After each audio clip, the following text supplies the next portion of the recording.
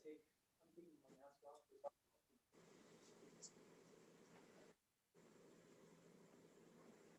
not quite live on YouTube, right? YouTube it's in the process of booting it up right now. Can anybody see or hear us right now? They will be in just a second. Okay, we are now on YouTube. Carla, wave if you can hear us. Okay, good deal. John, you got us?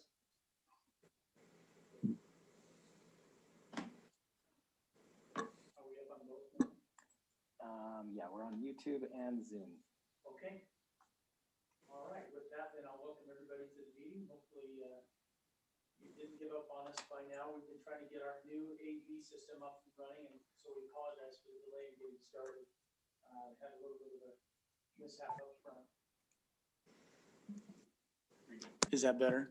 Sorry. My first step in training is to learn how to turn on the mic.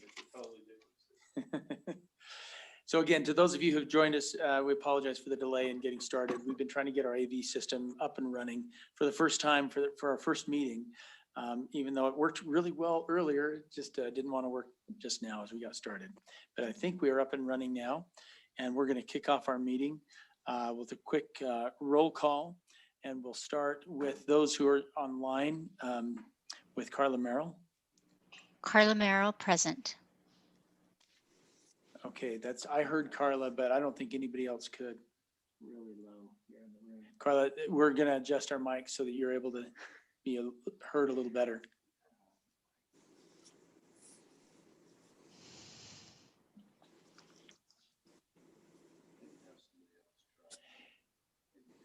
So Carla Merrill is present. Jason, would you like to check in? Jason Thielen, present. Okay, we're having the same issue. Okay, guys, sit tight for just a moment. When you speak, we're almost not able to hear you. It's not quite going through the right channels. So we'll make that adjustment. I believe. Is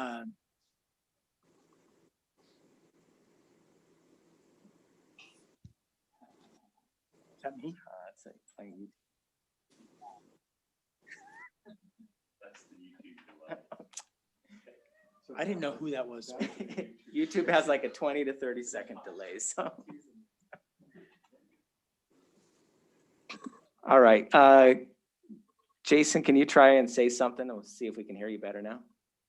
I'm testing now and I'm speaking. Can you hear me well? Yep. Hear me crystal? Is there a lag attached to it? Nope. Great. Not at all. No, he has not responded.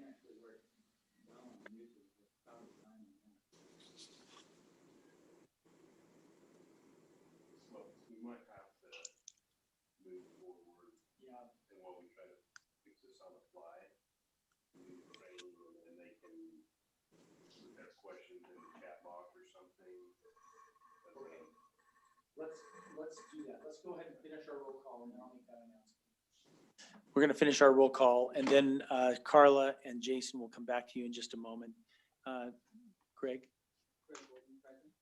And Lon. Lon Lot, present. I better repeat that, Mayor. Greg Gordon, present. Thank you. And I'm Troy Stout, Mayor, present. Okay, for those of you who are joining us, I'm not sure we can see everybody who might be online, but once again, we're trying to get, this is our first night with a new AV system, so we're trying to get to the point where we can hear everyone clearly. And so while Austin works on that, we're going to move forward with the meeting. And Jason and Carla, if we don't hear you, if you want to contribute, please just raise your hand and I'll stop. And we can hear you just barely on one of the small mics. So if you have something to say, please just let us know. I don't know if we can move this window away from Carla so we can see her. Austin, That's okay. Move the window. That- Oh, yeah. you got your Yeah, 1 mechanical. second. Yeah. If you maybe move that down to the lower right corner, please. Okay, so we've had our roll call. We're going to start tonight with a word of prayer from Councilmember Lon Lot. Our Heavenly Father, we are grateful for this beautiful day. we've enjoyed. We're grateful for the opportunity to come together as members of this community. We're thankful to live in this land of freedom. We're grateful for those freedoms that we have been blessed with, and we pray for those who help us in maintaining this freedom. We're grateful also for the blessings of life itself. We pray for those who are suffering from loss, that they may be comforted. We ask that thy Spirit will rest upon us as we discuss matters of importance, that we will be civil and have meaningful discussion. We're thankful for all thou hast given us, and this we seek in Jesus Christ's name. Amen. Thank you, Lon. I'll go ahead and lead us in the Pledge of Allegiance tonight.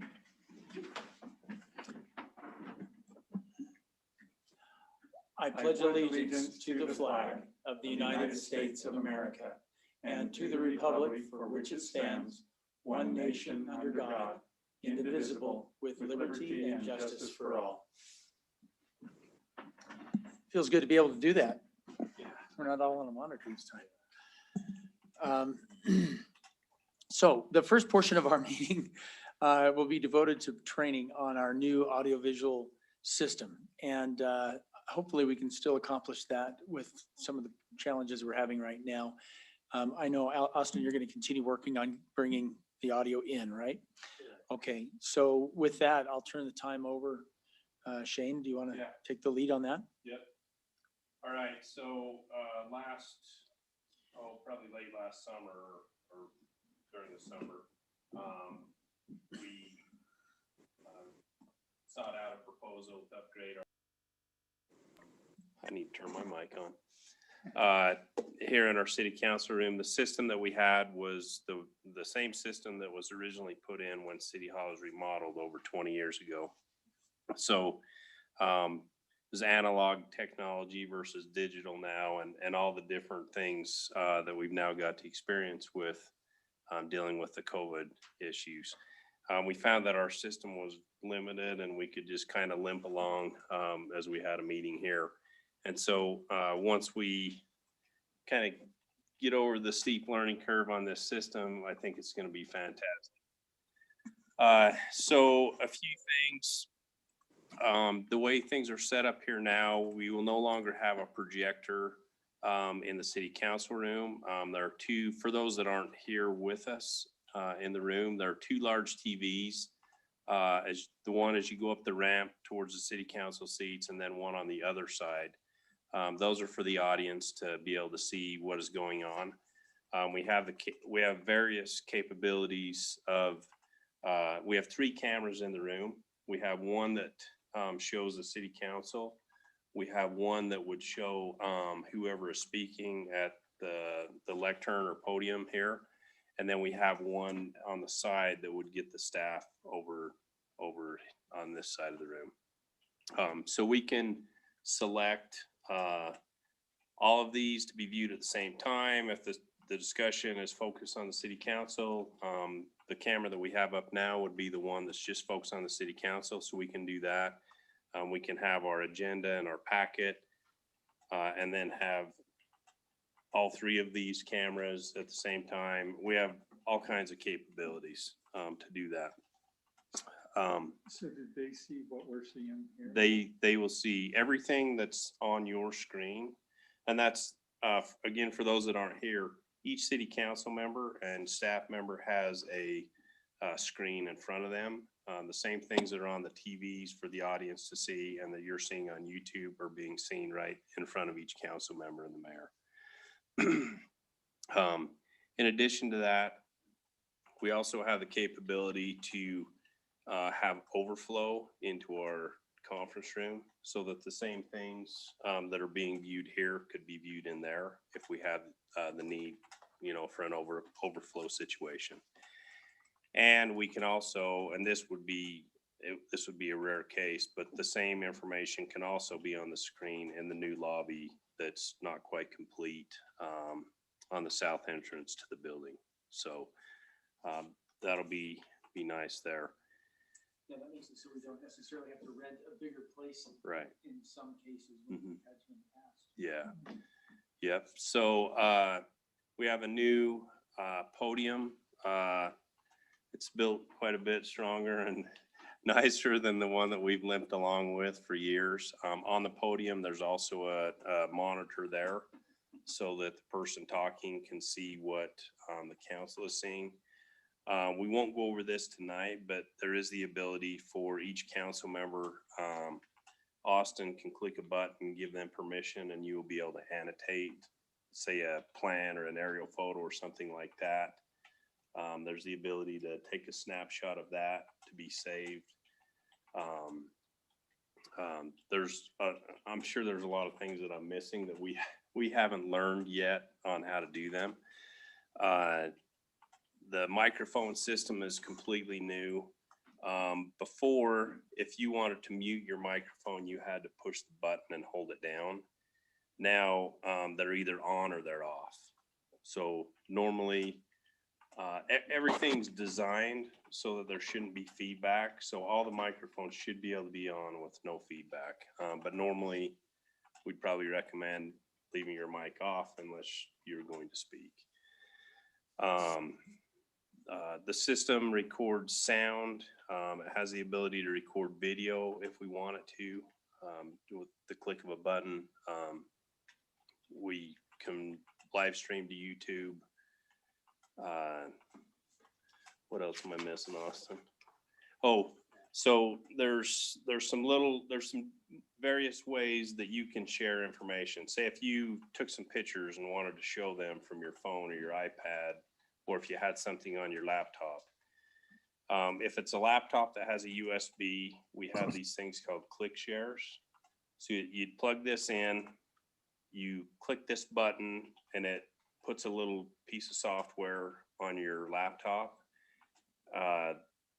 The light around this button flashes. I think when it goes solid, you click it one more time, and then Austin can click a button and select that input to be shown on the screen. And then you can do that whatever the screen goes on the screen. Then you can share whatever you have in your laptop.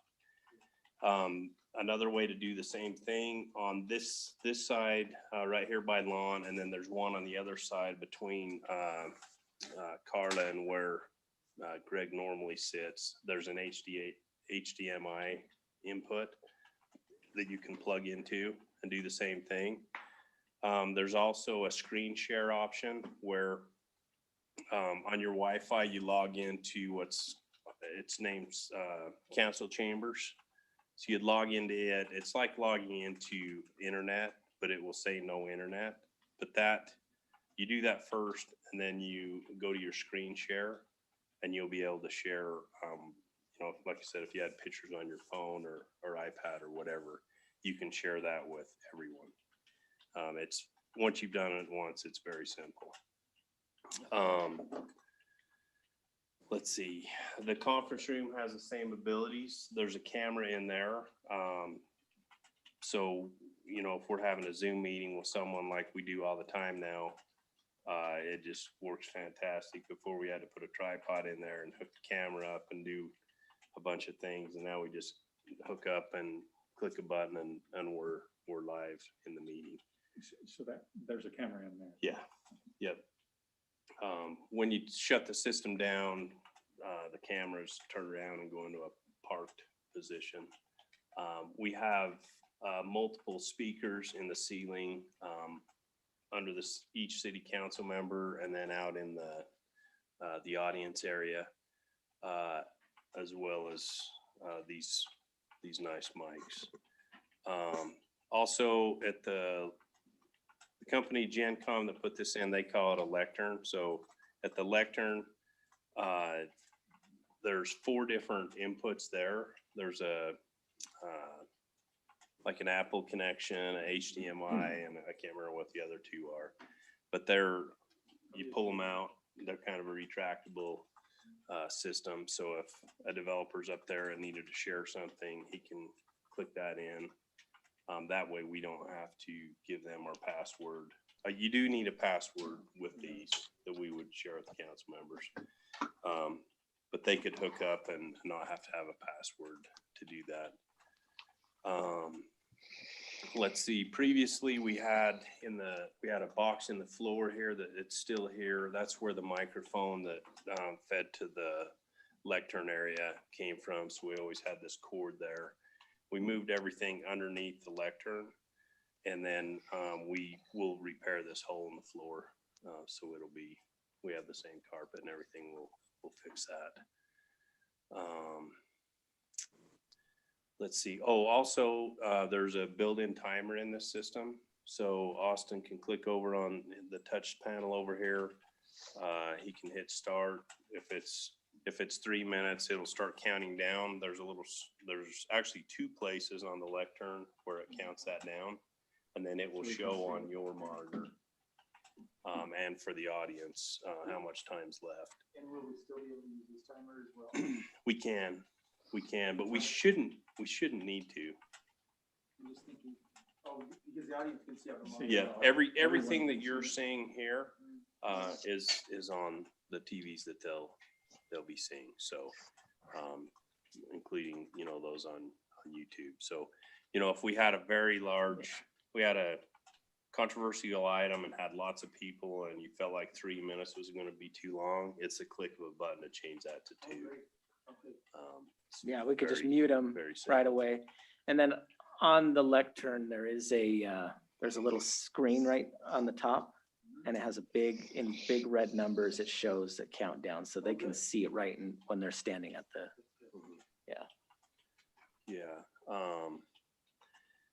the other component of this that is not here yet, once we get VoIP into this building, that bat wing will go away. So if we ever had someone that needed to call in as opposed to join by Zoom or something like that, it has that capability as well. We just can't finalize that component. I think that's connected, but it won't work the way it's supposed to until we get VoIP. Let's see. Yeah, or take it out to the shooting range, not in. Because it never worked when we needed it to. Yeah, we'll send it with you. Let's see. You think of anything else that I missed? I think you covered everything I can think of, unless we want to do like an actual on-hands thing where we connect them to the Yeah, streaming device. if you'd like to try to do that, connect your phone or something, we can step you through that. Why don't we try that It's while I actually really simple. work on the audio thing for a second? Do we have? Yeah, do we have the audio back up? I'm gonna test something right now, so. You wanna try it, Lon? I do. Go ahead. Okay, so go to your settings.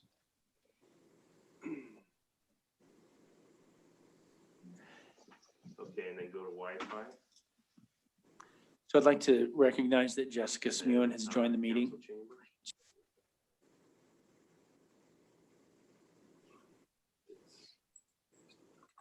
So Bonnie, One, could you reflect two, that on the? three. 1, roll? 2, Thank you. 3.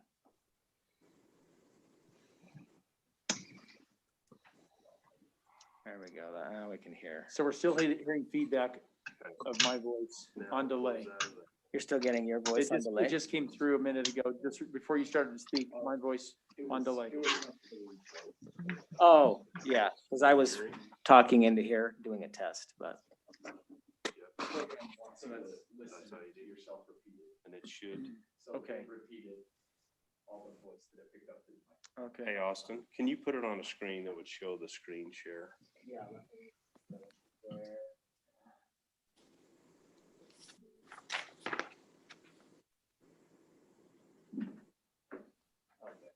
So Okay, there's, so it's up. yeah, Okay. so that was pretty That's simple. really easy. I don't think you have to put that password in. In again. It's Once there. you're in. So, So you could do the same with the yeah, computer too. the computer, I haven't plugged into the HDMI. I have plugged into the ClickShare. We have two that are this kind of USB and two that are the USB-C or whatever the newer, smaller one is. Yeah. The little oval. Yeah. So Austin, I just went out and then came back in. Do you have to, and it came back in on its own. Do you have to accept this every time, or is there a safety feature that? I believe since you have the password, and it would be on here unless, in fact, if someone else logged in, it would show them both. It'll show two. It'll show two screens, Okay. like we're seeing my laptop and your phone right now, but we could see two phones at the same time, or, I think it would keep the agenda and putting sure, didn't we do that today? I don't know, we could try. Yeah, Um, I could try joining right now. Can it show me playing lawn and asteroids?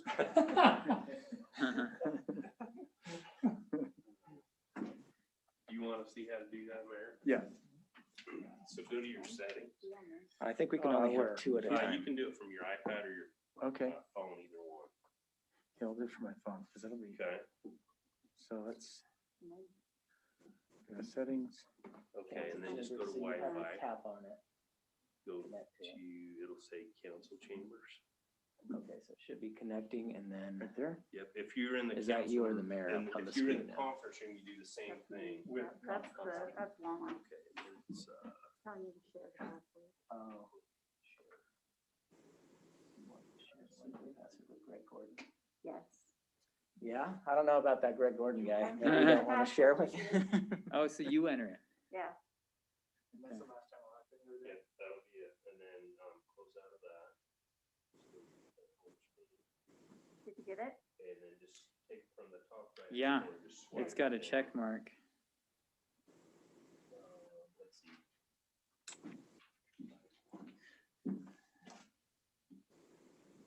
Someone's connected. I am still. Oh, that's Lon, okay. So you have one connection at a time? No, you should be able to. You was can have just up to seeing- two at a I time. was just gonna stay on until we see if someone else can. Okay, then go to screen mirroring. So am I connected now? I mean, I'm, and then I think the council mayor's chambers. connecting now. okay. So whatever I showed here. Yeah. Whatever, Yeah. Yeah, so now both of you are on. Oh, yeah, Troy, yeah, the mayor's on now. If you click if you click that button again, that'll turn you off. I think you have to click that button and then uncheck. If you hit Stop right there mirroring. again. So two of us can be on. That's interesting. Yeah. Okay. So it'd be the same thing with your iPad. Yeah. Same process, okay? Cool. Did you get that? Yeah, I think I got it. So once she enters it, then I just go to screen mirroring, right? Yeah. And navigate. Did you get the password? Yeah, she typed it in Okay. and, yeah, Got it. once I connected, that's how it works. Okay. All right. Okay, button. Yeah, so I plugged my laptop into the ClickShare, or I plugged the ClickShare into my laptop today for the first time, and it took probably less than 20 seconds to download a little software and for me to get connected. That's great. So, So how are we doing on sound now? Jason, can you say something flattering to Shane? Shane's mask looks the best up there of everyone, to be honest with you, but it looks a little too close to Lon. Right now, Gordon looks the safest of everyone sitting up on the council. whatever Austin did, we can hear you loud and clear. Yep. And maybe turn it down. It might be too Car- loud and clear. Carla, would you like to say something? Make sure we can hear you as well. Can you hear me now? Oh, yeah. Can hear you now. So much turn my better, hearing isn't it? aids That sounds on. great. Yeah. Yeah. Let's see if we Good, can- Jessica. Okay, good. Did we hear Jessica? We didn't hear Jessica, would you like to chime in? Check, check. 1, 2, 3, check. Here we go. Great. So if my microphone's off, can you still hear me? Okay, interesting. I think they're, the newer microphones are very, So so one more thing. So the microphones are pretty advanced. So as Shane mentioned, each one of you has a speaker above your head. And so if you're sitting, if Shane's talking and Lon's sitting right next to him, the speaker above Lon's head will be muted, but the one above Greg's head will be louder so that he can hear Shane talking. Yeah. Well, Well, and to take it to another level, if we wanted to have them set us up this way, each one of these is on a different channel. And so if there's talking over someone or something like that, Bonnie could actually be provided a file where she could turn everyone off but me. You know, she so, can mute everybody else and then just isolate that one microphone. yeah. Because to that point, Lon, when you spoke just now with your microphone off, we could hear you just fine. It came right through without any problem. When I said that is cool. Even through the mask. Huh. Yeah. So a little extra caution when you think you're not being heard. So, there's a lot more to it. Some of the things we haven't learned yet. So one more thing I just thought of, in the lobby area, we've got the same size TV in there. It's maybe a size big for in there, but that's what it is. These are commercial grade. The one we had in here is just a residential TV, but these are commercial grade TVs. Should have a real good long life. There's an iPad associated with the one in there. So any announcements that we have or anything like that, they can take the iPad, type in the announcement, if it's Alpine Days or Trail Day or whatever it is, we're closed for Memorial Day. And that will just run as kind of a banner across that monitor. So, city council meeting tonight, 6 p.m. or whatever we wanted to say, we have that capability. And Shane, that's the new lobby, not right out That's here. in the new lobby. The new lobby, Yes. okay. Mhm. Yeah, on that note too, I'm not sure if you already went over this, I can't remember, but, so this room and the lobby can turn into, overflow, Yep, we right? covered that Yes, while you okay. were Figuring out our. I was sound, probably too so, distracted at my computer. Yeah, so, I've thought if you think it's too busy up here, we got a lot of new stuff up here. If you want us to get a little ledge built, we could look into that. I was wondering if it might make sense, and it's kind of expensive, to get another layer here, so there's almost like a countertop Mhm. up here, and then that would mask all of this, the monitors. That was my thought too, so. One other thing, some of you have asked in the past to have the ability to charge your phone or iPad or whatever during the meeting. On the right side of the monitor, in front of each, on the right side of each monitor, you pop a little plastic cover off, and there's a couple of USB ports there. So.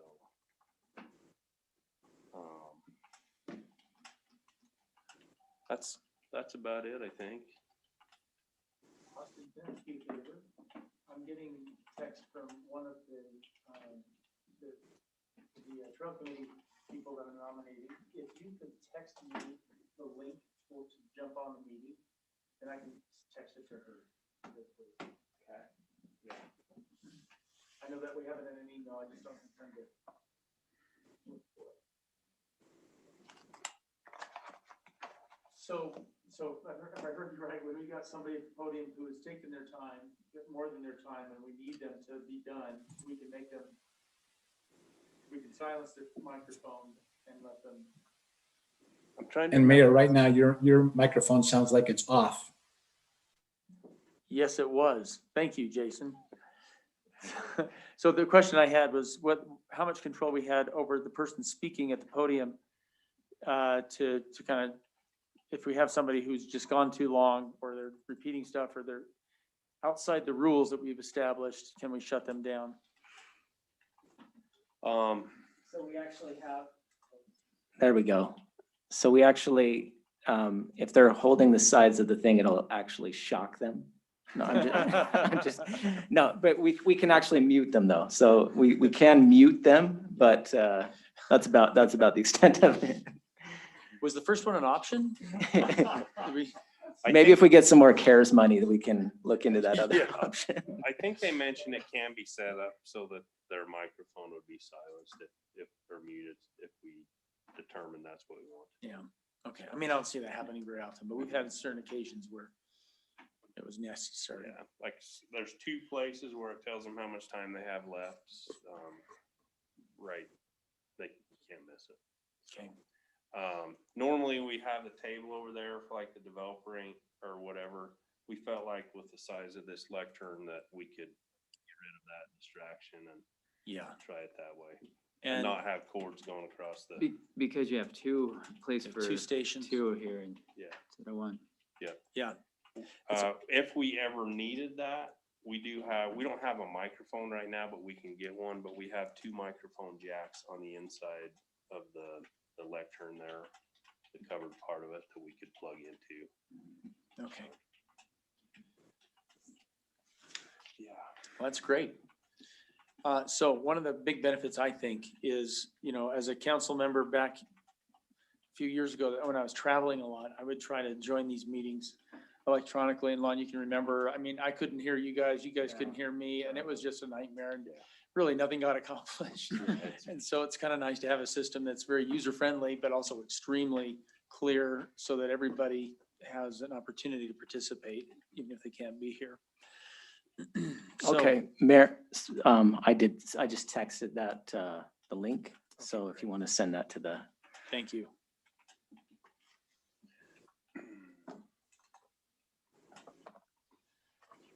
For those that weren't able to be here in person tonight, if, whenever you have an opportunity, we'd be happy to go over this with you and show you how it works.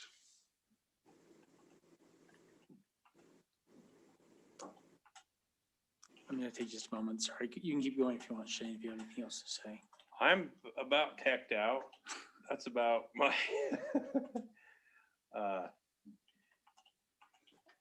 yeah, I think this might have even been a little bit larger project than they thought it was. There was a lot going on here for over a week, getting everything set up, so.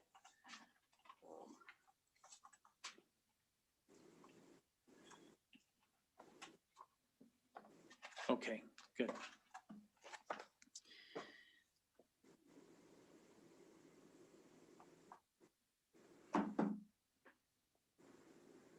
Thank you, Shane. Yeah. Any more questions? Carla, Jessica, Jason? Okay, What, Greg? one question, so how, does this integrate the YouTube viewers, any differently into the meeting? Let's say people are watching on YouTube, and is that the plan also to continue to put this on YouTube? And, Yes. um, We've heard from quite a few residents that they hope that doesn't go away, Yeah. and this makes it so that we can do it fairly seamlessly, so. Yeah. So with that, I know YouTube has comments that run down the side of the YouTube meeting. Mhm. Yeah. How do we see those comments? Do we listen to when they come in, you then, Austin, or is that something, we need to learn how to control that aspect too? Yeah. I'd like to see some of the comments at the time we need to see them, right? It would be as though they were here in the meeting, coming up to the lectern yeah. and making their comment, right? Yeah, I think so. So if Austin is capable of having that control, just bringing each comment forward as it's appropriate, as opposed to having us see them all streaming. Right. What we Because I think. yeah, the what we temptation could you see them do- all is that you want to address them. Right. Oh, I just want some form of control though, as Yeah. well, meaning that we see them when we need to see them. Right. Yeah, I mean, I think there's the 3 options, right? You can maybe turn it off, you can look at it at the time, or just have it all the time. I think we've had a few meetings where people are typing stuff and feel frustrated it's not seen. On the other hand, I think there's been some where, it would be interrupting kind of, right? There's just sort of Yeah. comments throughout, and so, So, looks like we have 8 people watching. Right we have now. 8 people watching. So, I mean, a way we could do it is we could have a designated time in the meeting where we say, we're going to go and check for comments and we could pull this up on the screen.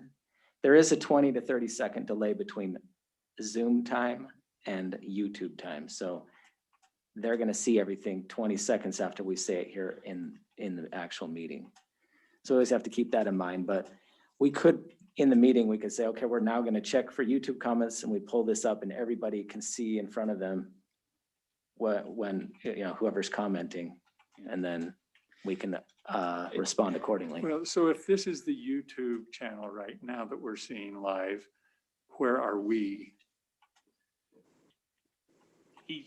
Austin can- just has one of the inputs I'll go like selected that this, doesn't okay. show the council right now. Otherwise, I don't think you'd be able to see. I it. can't, It's too so small. what I'm Okay. doing is I'm showing. But we are being seen Yes. on YouTube, Right, you're being seen on YouTube. even though we didn't see it here. You're looking at a computer as if we were on the computer there we down. go. See, that was like a 30-second delay, so Okay. it took that long for the screen to change. Because I changed that about 30 seconds Okay. ago and then changed it Okay, well, back. I just want, again, with the technology that we have going on right now, if we're gonna have to make certain policies on how we utilize it, so we don't have too much chaos or whatever, and yet still have the people feel like they're part of the meeting. Yeah. And That's all I. And looking make at. one note there. One is on the YouTube comments, it's a little untraditional because you don't necessarily get their actual name and address. So that's a little different, and it's not recorded as we have it set up, I think. Austin, do we have a request on the YouTube as people do log in and ask a question? Do we have that request to announce their name and address like we would if they were here? We don't, so YouTube just has an open chat where anybody can comment. So Right. there's no way we can notice them that I can think of. So maybe that's something that I just need to announce at the beginning of each meeting, that if you want your comments to be read as part of the public comment, you must first identify yourself. Because I think it's true if they're here, we have to make it a matter of public record. So I might need Yeah. a reminder to do that the next Yeah. meeting. Yeah. I mean, to Lon's point, we may need to look at our policies. We did create a policy when the COVID issue started and we started meeting electronically, where someone, if they had a public comment, it was supposed to be into us by like 5 o'clock the day of the meeting. Because Yeah. in the hustle and bustle of the meetings, it's easy to miss a comment. Yeah. So that's the safest, but we can try to look at that policy and see Yeah. what we think will Because work. I think to Lon's point, that might not be entirely fair if we're allowing people to show up here and make comments in real time, but we're not allowing them to do that online. Because I'm not sure it forecasts what they need to be doing ahead of time before the meeting gets started. If you're your average person from the community who wants to make a comment. Mhm. So, Ideally, we'd know beforehand, but Sure. some comments are spawned by discussion that happens, and Yeah. so that adds another layer. Yeah. Yeah. okay. Well, anything else on the training that you'd like to cover?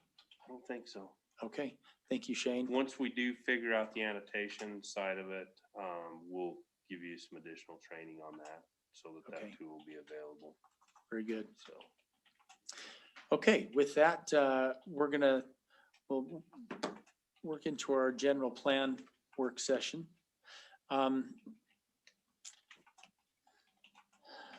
Let's see. We've only got about 12 minutes left of the time frame we anticipated using for that discussion. So we may have to borrow some time from the rest of the meeting. Just as a reminder to council and everyone, we did pass an ordinance that requires us to be adjourning by 9 o'clock unless otherwise moved.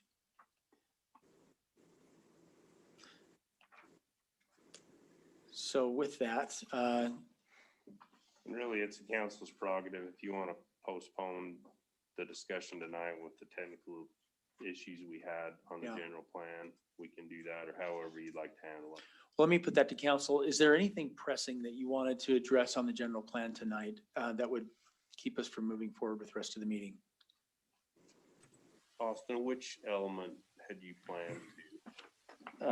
So tonight it was the transportation and traffic circulation element. Okay. Is there anything pressing from a administrative? No. Okay. In fact, we actually adopted a new one recently with language that Hiram wrote regarding Mhm. connections to neighboring municipalities. So this is our most up-to-date and actually a currently adopted version of this new general plan that we're working on. Okay. So we've pretty much covered it. Well, Yeah. Mayor, I think yeah. there are some things Jason, go ahead. I'd like to add, and I apologize, they may have had a discussion when I was not here, but there are some things that I would like to discuss in adding to this particular plan. Some of those things were brought up as we met one-on-one with Austin months ago. But from my stand, I'm not ready to just sign off on this one. I'd like to have some discussion on adding a couple of things as well. Great. And Jason, I think what we were suggesting as a possibility is not necessarily bypassing it, but moving it to the next meeting in the interest of time, since we've consumed most of our first hour with the training and the audio difficulties. But if you feel like you would like to address those tonight, then we can certainly move forward and do that. Yeah, and what it would mean is just basically tabling it till the next meeting. It wasn't on for action, it was just on for discussion anyway. Just a work session. Yes. So Jason, is there something would you like to pursue that tonight, or would you like to move to the next meeting? I'm fine doing it next meeting. Okay, so I'll entertain a motion to table that topic until the next meeting. I'll make a motion that we table the general plan work session until the next meeting. Okay, motion by Lon Lot. Do we have a second? I'll second. Seconded by Greg Gordon. All in favor? I, Hi. Aye. Hi. Aye. Motion passes unanimously. Okay, so we'll move on to the next item, which is our consent calendar. Do that again. Tell them to send it to your email. Oh, Steve and Can you Vicky, hear you're mic'd up. We can hear you. Good. You didn't hear me swear, did you? Okay, so how do I mute us? Oh, how do they mute? You should have a little mute button up at the top right-hand corner of your screen if you tap your screen. Is that right? So Austin, you can mute them, right? I can mute them. Yeah. Okay, we're gonna take care Okay. of you right now, but you should tap your screen or click on your screen somewhere. And this goes for anybody who's joining us online. You have, there should be a little symbol for your microphone, and you just click on that and you can mute okay. yourself. So can you hear me right now? Yes, we can. Okay, so are you down at City Hall? Or are you all on Zoom? We are at, well, some of us are at City Hall and some are on Zoom. So just to clarify, Lon Lot and myself and Greg Gordon are here in the council chambers. Jessica Smewen and Carla Merrill and Jason Thielen are joining us online on Zoom. Oh, okay. So, Did you just start or are you almost done? well, we're still going. No, Oh. we just got started. We're just getting into our first hour. Oh, And so sorry to interrupt. No problem at all. And we'll go ahead and start moving forward Sorry. with the agenda. Okay, And then we'll talk about the trail committee here in just a few minutes. okay.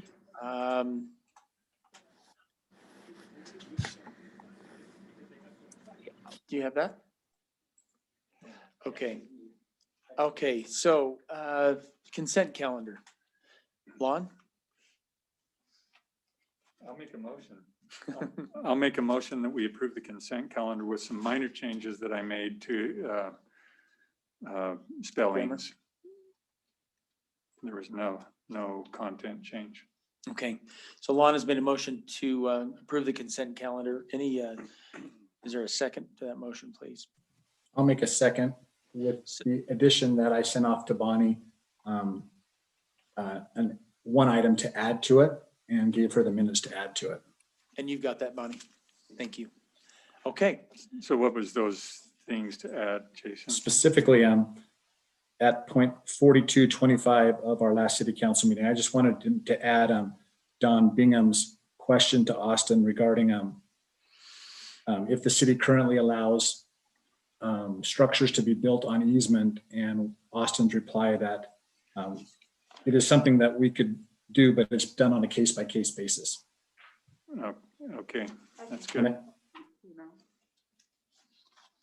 good. That was sort of left open, wasn't it? Right. Okay. any further question on the motion? All in favor? Aye. I, Aye. Still waiting for one last vote. Carla? Oh, I said aye. Oh, okay, sorry. I didn't hear that. Okay, motion passes unanimously. Okay, now we'll open up the mic for public comment. Do we have any comments already listed yet? Austin? We did not have anything before the meeting tonight, so. Okay. Do we have anything that wasn't before the meeting that's pending? Has anybody commented recently? I checked back for a bit and didn't have any Okay. on Did- email. Austin, wasn't that one that you emailed out? Was that intended to be a general public comment? No, that'll be, we'll discuss, that's for communications later Oh, tonight. okay. All right, thank you. Okay, thank you. Okay, with that, we'll wrap up the public comment section of our meeting. Financial report, Shane. Yeah, so the financial report, we're 7 months through the budget year. This will look a little bit different next month, assuming the council adopts this amended budget tonight with a few adjustments. The sales tax, Austin put up the chart here. If you look up in the table in yellow for the last month that we received in January, we were up 17%, a little over 17% over the previous year, or sorry, 28% for that month compared to the previous same month, previous year, and 17% in the positive cumulative to date for the budget year. So that's great. On the red green report, if you look at the revenues, we've hit our budget for property tax collections, which is great. And really everything looks great. With the budget amendment, like I said, the next report should look cleaner than the one now because of some adjustments with the CARES Act funding and some of the projects that we've done. So I don't see anything alarming in our finances. I think everything looks great. Answer any questions if you have them.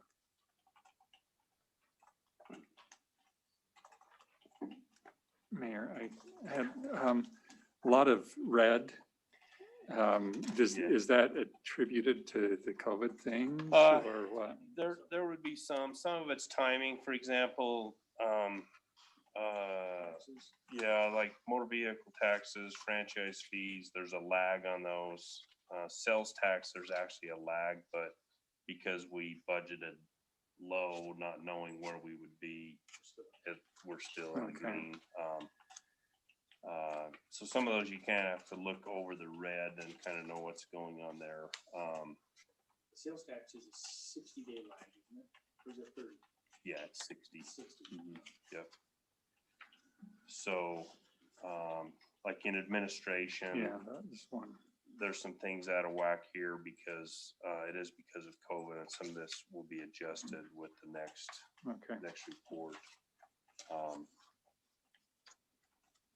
So the red green report's helpful, especially if you can kind of read between the lines. But the important one part of the red green report to look at is the year-end projected amount. So Dave projects out where he thinks we will be at the end of the year. And that kind of tells the story there. So.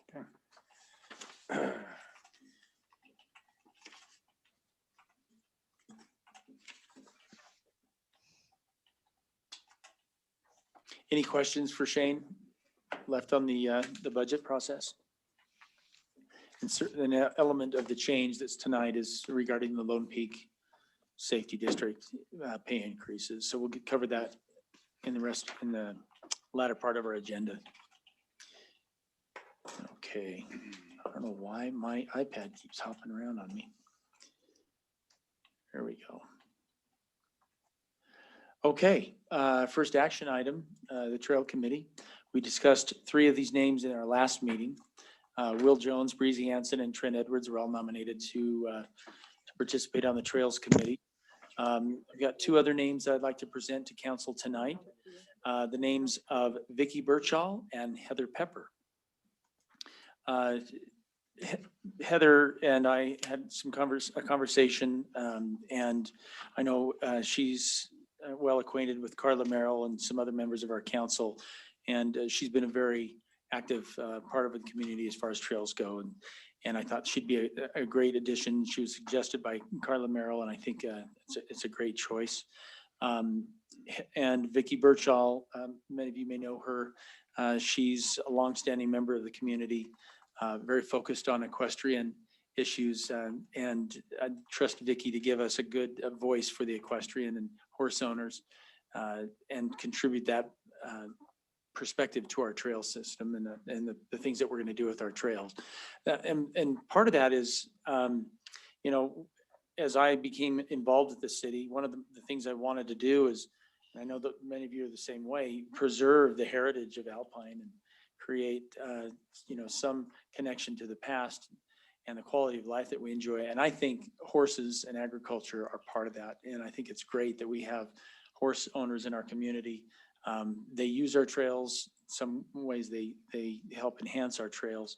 And I think it's important to always have a voice from that part of our community.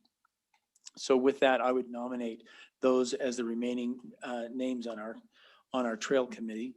And then we will also start with a staggered term. So because these are 4-year terms, we'll have some that'll go the full 4 years, others that will go a shorter. I'm sorry, is it 3? Okay, so 3 years and then 2 years and 1 year to stagger.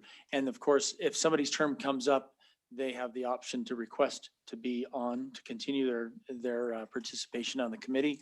And we're very appreciative of people who do that. That happens a lot on the Planning Commission. So with that, I would put it to the council to approve those nominations.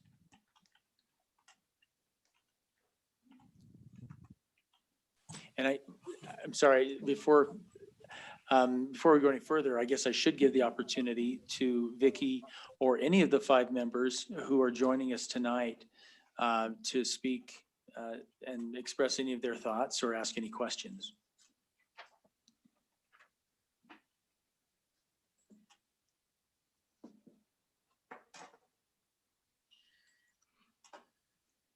Are you seeing anything, Austin, or can we hear anybody if they tried to? Let me go back to Zoom and see if we can. Okay, and if you are out there and you'd like to make a comment, you can unmute yourself and identify yourself. We'd be happy to hear from you. And while we're waiting to see that, I'd like to thank the members that are being nominated tonight for being willing to contribute to the community in this way. Some have already been working on the trails and they've done a wonderful job, and we appreciate their efforts. But this is a big part of our community. We appreciate it. So can you hear me? This is Vicky. I can. You hear? Okay, so thank you for, did they not, they nominated, did everyone nominate us? Are we officially on? No, we haven't voted yet, but we're about to, Vicky. But we'd love to hear Oh. from you. Any of your thoughts on our trails and your Oh, background and okay. experience. Well, my background. Okay, so we've been, in Alpine for 48 years. And when we moved here, because we're horse people, it was total wilderness. and there are a lot of trails that have been taken. My very best trail was this last big house over here on Preston Drive. Anyway, that was taken, but that's okay. That's okay. Now, I just need to know what you are we supposed to look for places to make new trails or to keep the trails in good condition? Because these trails are also, I'm also a runner and biker and stuff. So these trails are great that we have still, not a whole lot, but still for bikers, runners, horses, everything. Are we in charge of grooming them, or what are our responsibilities, or do we know yet? Vicky, thank you for asking those questions. First of all, the Trail Committee, one of the first responsibilities of the Trail Committee will be to convene and vote on leadership. So a chairman will be nominated of the chair, a chairperson will be nominated for the committee.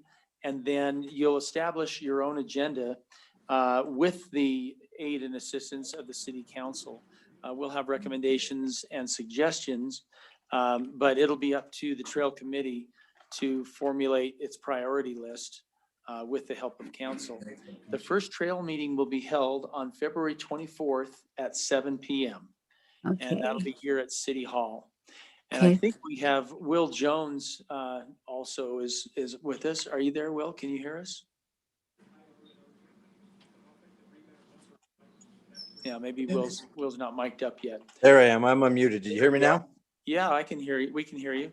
Yes, that's, we're going to do that. And that will be one of the purposes of that meeting, is to get our leadership and get our trail day planned. And then we've got some other things that are pushing the agenda to get on. So that'll be a good meeting. And Vicky, at that point, we're glad to have you on there with us. And we're looking forward to that kind of stuff. So Okay. Vicky, I know each other from years and years. So. Okay, thank you. Thank you. And one comment I'd like to make too is to the point of where our trails have been, where they are now, and where they're going. We have been very happy to announce the opening of several new trails in the last few years that have really enhanced our trail system. And so the Trail Committee that has been basically an ad hoc committee up to this point has done a really wonderful job of creating new trails and opportunities for us to get out and enjoy our hillsides. And we're thankful to have the people that have been there, Will and Breezy and Trent among them. And so we look forward to continuing that trend and making sure that Alpine, the trail system, grows and maintains in good condition so that everybody can enjoy them. So from council, I would entertain a motion to approve the 5 committee member that has been nominated. Mayor, a couple quick questions. How do we pronounce Heather's last name? Pepper. Pepper. Okay. There's Heather. Hi, Heather. Thanks for joining us. Heather, would you like to address us and make any comments? Just that I love our trails. Oh, please come up to the front. Yeah. Your distance from us, so. Oh, right. Yeah, just come up to the podium and give us your name and an address if you would, please. Okay, I'm Heather Pepper and I live on Silver Circle. And I love our trail system. I'm so grateful to live here and just love getting out there. And one of my passions is just keeping the trails usable year round. Sometimes we go out there with a pickaxe and put in a drain or two so that the puddles drain and little things like that. But my family mountain bikes a lot, so that's one of our passions. And I'm excited to make sure that we have good relationships with the mountain bikers and the mountain bike teams in the area. Yeah. So good. Thank you. Good. Well, thank you for being willing to participate in the committee. Thank you. Right-hand corner. And so Mayor, the Trail Committee now, there'll be some notice that goes out, so volunteers and such could attend if they're interested. And so. Yeah, as part of the committee that's being organized, we'll be required to announce the meetings and then also to record the meetings, which is one of the benefits and one of the things we probably haven't done in the past as well as we could have, is to make them a public affair. Yep, minutes, public notice of meetings, just like we do city council and planning commission and those things. So public can come and attend. Yeah. In fact, when I first came to Alpine, and maybe you may remember this, really it was the planning commission that took on the trails issue for the most part. There was a trails committee, but it wasn't as active as it is now. And planning commission took a lot of the heat for trails where people didn't want them. And we've evolved quite a bit in that respect. And I think it's been in a really good direction. Mayor, I will just point out that the ordinance that is in the packet had some blanks that we have now filled in. Austin has the updated version that will pop up here on the screen in a minute that has names filled in. We put Will Jones and Breezy Anson with their terms expiring in 23. Trent and Heather would expire December 31st, 2022, and then Vicky, December 31st, 2021. So this December, Vicky, if she wanted to continue to serve, she could be reappointed. Yeah. For 3 years. Good. So this would allow that staggered, so that all the board or the members don't go off. Yeah, it's not always good when everybody's term expires at once and they decide to retire. Yeah. So, and you'll let us know. You'll remind us to yes. Okay. Yes. Yeah, Vicky, there'll be a notification. And sometimes what happens is we overlap a little bit, but typically you'll get notified ahead of time. And if you want to stay on, we'd love to have you stay on. Anybody stay on as long as they would like to. I should extend an invitation to any of the other three. Trent, if you're with us, or Breezy, if you're with us and you'd like to make any comments. The other two, I guess I should say. Okay. Okay. Any other questions from council? Carla, Jessica, or Jason, do you have any questions? Okay. So I have a question. So is that the whole committee? You mentioned that you wanted a couple more names. Carla, are we the only females in this group? So Carla's a member of the city council, but and she'll be, as all council members will be, we'll contribute our thoughts.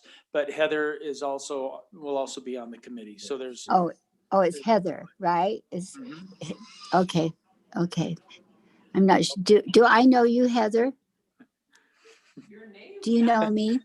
Your name sounds familiar, but I can't see your face. Sorry. Let's save for the introductions for your first meeting. How about that? Oh, good. Okay. I'm sorry. Okay. I'm sorry. No, that's okay. Yeah, you can tell I'm excited to be on it. So I know. I'm excited that you're that excited. Well, if it gets me outside even more, that's awesome. All right. Mayor, I'll make a motion if we're ready. Thank you. Yes. I move to approve resolution number 2021-03 as presented. Downstairs. Okay, thank you. Do we have a second to the motion? Motion made by Greg Gordon to pass? To approve, I'm sorry.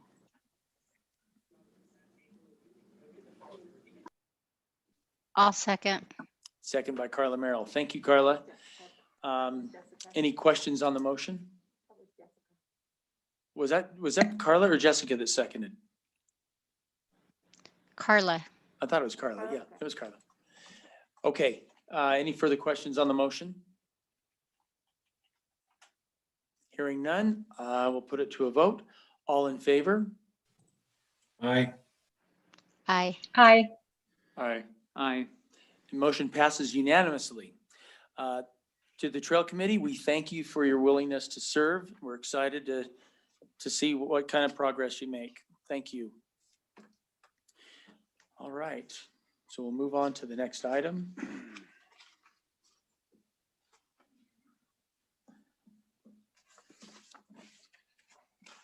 Okay. Thank you, Heather. Thanks. I'm excited. All right, water conservation plan, Shane. Yeah, so this item was on the city council agenda 2 weeks ago, and I did not get the updated plan in the packet. We had a previously adopted plan, and so You should have had the opportunity to review this update. We've addressed the comments that came from the staff at the Division of Water Resources. And this plan is ready to be adopted if the council is ready.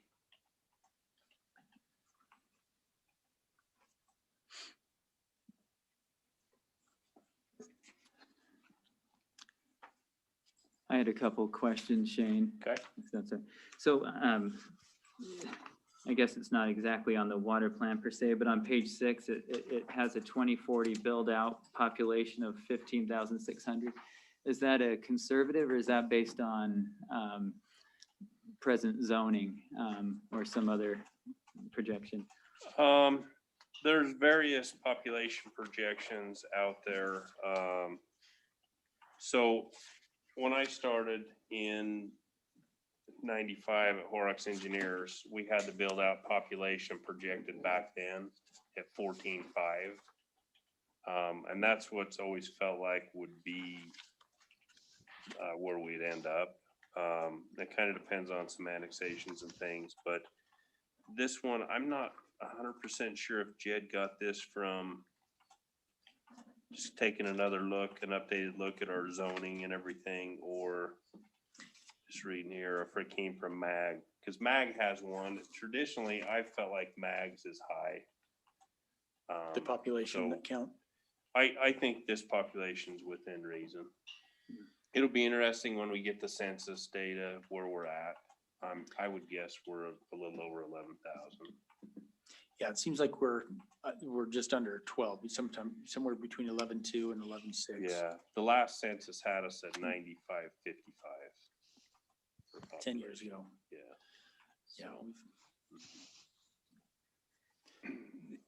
But I'll verify with Jed where that population information, Yeah. how they came up with that. And I can tell you've looked at this a lot, but with the, and you're gonna install meters, it looks like, on the city facilities for culinary. But we wouldn't expect that to be very significant, right? This like 14 to 22%. I mean, it was probably a small part, or is it more? Yeah, it's our use isn't a lot. Yeah. It really is. So suspicions are most of this is leakage. Yeah. Lon, did you have something? One of my questions go along with per capita type thing. Did that calculation include then all the commercial and industrial and all the water use, and then divide it or use the population? Because we do use a lot of agricultural water. Right. That would be different than other cities might be using. Does that skew the number a little bit higher because of all the agricultural use versus just population use? So are you looking on tables? Well, I'm looking at, let me look at the CP, the 520 or 5, let me find it.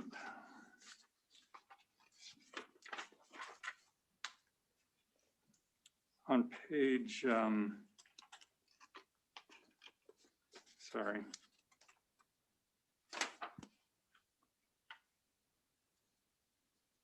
Yeah, so page 4.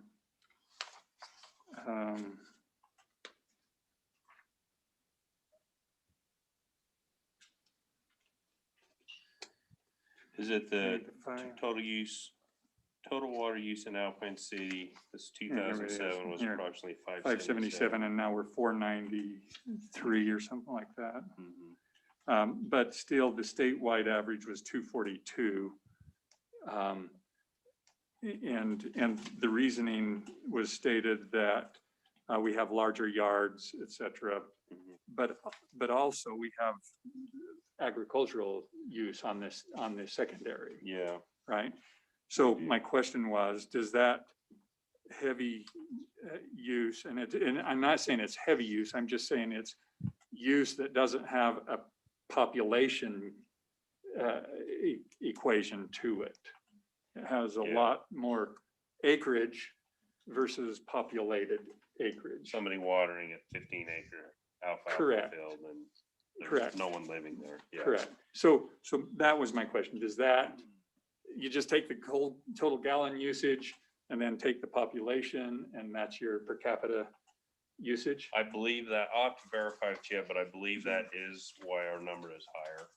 It's a little bit unique that we serve the agricultural properties through our system, where many agricultural properties in other communities or in unincorporated Utah County are served through some other irrigation system. Right, So, right. yeah. So I think I wanted to hear that and point out that does skew that number a little, that we're not necessarily abusing it as a population, that there's other factors involved in where the water is going for a good use, not an abusive use. And I'm sure that our 1 acre lots, have an effect on Yeah. that as well. Well, they do, and I think we'll see that now that it's metered, and we'll see very clearly what is being used where. Yeah. And then can make some real calculated reductions if we need to, or calculated decisions based on that. So one other thing on that page 6, maybe a spelling thing. Future built out, it should probably be build out. Yep, you're correct. On that. And then, Actually, demands of a future built out city. I can see where he was going with that. Okay, so if that's, Yeah. if that makes sense, then okay. Then on the chart, the water connection chart, even though this institutional use is 19, and the unmetered connections, it did say that the city was the unmetered connections. Yes. Are we also considered institutional use? Do we have some that are metered? We do have some that are metered. And do so we- some of those would be In the that 19. institutional use? Yeah. Okay. Do we have any others institutional use that are calculated in this unmetered connection? I believe that they are all city. Okay. Mhm. The other institutional would be schools and churches mainly.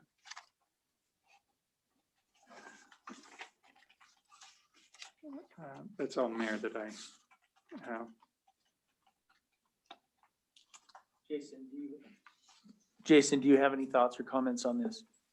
Just a couple. Shane, on page 8, we're talking about our water conservation goals, goal number 1. Are basically all cities selecting the 20% decrease over 10 years? Is that kind of a standard everyone is My doing? understanding is that is a state, something that was mandated by the governor several years ago, and that we're supposed to be working towards that.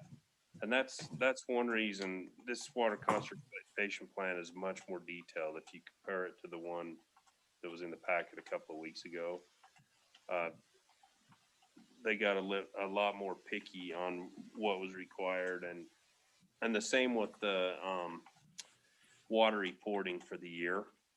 It used to be you just read your meters, turn it in, that was good enough. You didn't have to break it out into commercial, residential, and institutional, all different things. Now, because of some things that happen in the legislature, they are very picky. They'll come and they'll send someone out to sit down with you and go through and make sure that every bit of water is accounted for. And I'm sure the thought in the back of their mind is the population explosion and how to provide water for that growth. So as I was reading it, it says the suggested goal, but you're saying it's not a suggested goal, it's a mandated goal of 20%? And I can't say for sure that the 20% was mandated. I know that there was a mandate from the governor, probably I'm going to say about 5 years ago, and that everyone was supposed to be working towards towards that. I guess that would be my first question is, do we have a say in those goals or do we not have a say in those goals? Based on it being the estates that is suggested and the Division of Water Resources staff who is over this program didn't say it's a requirement. I think we do have some, some latitude there. Okay. My second thing, especially as you just said, Shane, and to goal one, I mean, the question I have is if this is, those goals are being predicated on a per capita basis, to your point, larger lots are more per capita than smaller lots. I mean, is this a tool or a mechanism for us to increase density within our cities simply because that's going to be the way to meet those goals? Do you see that, Shane, as an end result potentially of goal number one? I don't see that in the immediate future, but at some point, the water, what's happening is agricultural water is being converted to M&I or municipal and industrial water. And so in area like Utah County and the more populated counties in the state, that's where all the growth is. And so there's, they're not making new land. So eventually zoning could come into play, but I see that being quite a ways down the road for us. As far as if we're using it to try to get more density, no, that's not the intent, our intent at all. We're just following our zoning plan that we have adopted. Okay, but I'm just, as I read goal number one, is it saying that we need to try to reach per capita decreases by 20% in Alpine over the next 10 years? Is that this goal is for Alpine specific, right? Yes. Yeah, and that's what's being asked of that's the state goal as well. So they're asking every entity in the state to have the same goal. Yep. Okay, I'm just saying the obvious thing here is density plays an issue there if it's per capita based. That's the easiest way to meet those goals is throw 4 houses on an acre versus 1 house on an acre, and your per capita rate goes down all the way down. So, all right. Second question, goal number 5 and goal number 10. Can you tell me the difference between those goals?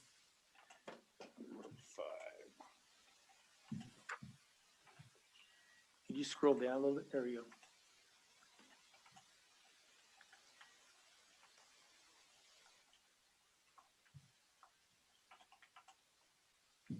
go. To me, they're one and the same.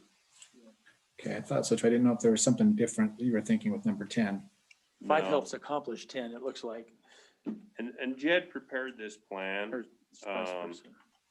but I will ask him to make sure, but to me, one just goes into a little bit more detail than the other. So I guess my last question on these goals, could we say that instead of 20% over 10 years, we're doing 15%? Does it hurt us as a city? And what if is there any negative if we don't meet that goal to us as a city? So I just like to make goals we can accomplish. So I'm just wondering. So where I think this could come into play is if we were to go to the state, they have some different options for funding. Say, a lot of times it's used by smaller communities, but they apply for funding. If you don't have a water conservation plan that meets the requirements, I didn't know if there was something different that you were thinking with number 10. 5 helps accomplish 10, it looks like. And Jed prepared this plan. Or vice versa. We got YouTube coming in. I'm like, wait a minute, that's me. Takes you a second, though, doesn't it? It does. Was that coming from a different user on Zoom, right? I could. No, that's a bug in the system. John Williams.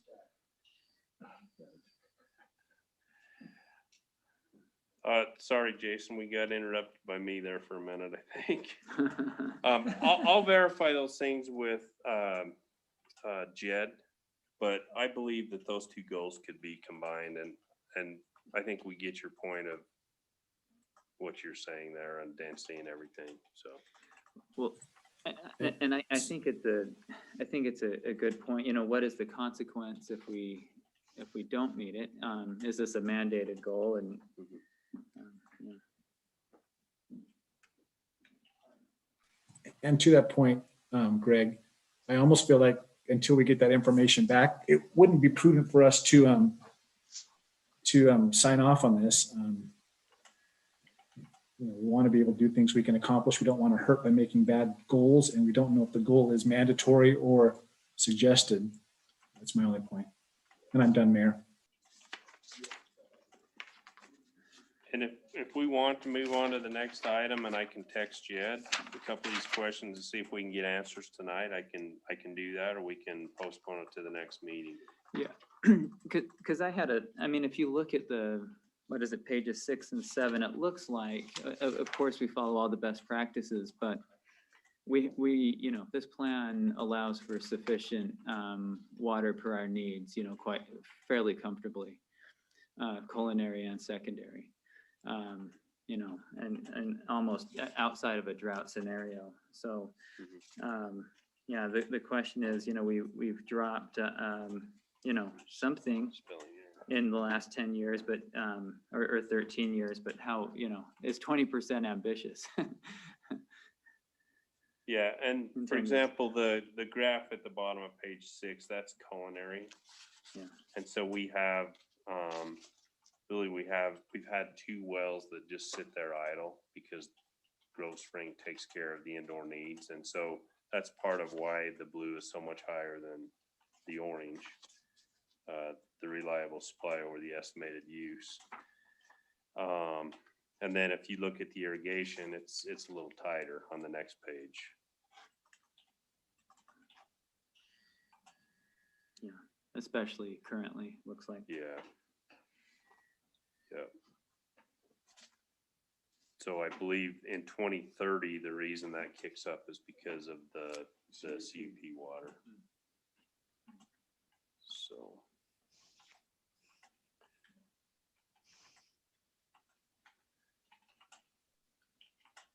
We're happy to handle that however you'd like. If you want me to text you out a couple of these questions, I can, or we can table till the next meeting. What timeline are we on to have this approved? Is it required? Well, it's supposed to be approved by December, but they didn't even get their comments back until after our last meeting of the year, and so we're.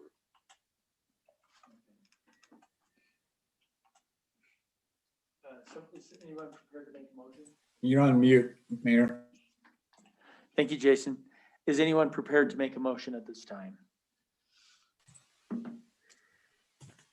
I'll make a motion. Okay, I'll make a motion. Well, again, I just say that, but Carla and Jessica haven't had a chance to speak on this issue. I don't know. can we see who is participating in the meeting, Austin? We've lost sight of everyone. You just kick it over. We've lost sight of what? On our monitors, we're only seeing ourselves. So if we could kick it over to where we could see if somebody else is trying to speak. Maybe the one with 4. There we go. That one too, yeah. Thanks, Jason. for This paying- is Jessica. I don't have any other questions. Okay, Carla? I don't either. Okay, good deal. So Jason, feel free to make that motion. Okay. I'm going to make a motion to trying to look for the name of it, but I make a motion to table ordinance 2021-6 until we can have more clarification on the things outlined to Shane just now, including but not limited to not limited to if it's a suggested goal or a mandated goal of our city's decrease in these water supplies. If there's a reason why goal 5 and 10 are there, or if they're two separate things, and if there's penalties for not reaching those goals. So basically, do we have flexibility on the goals in this document?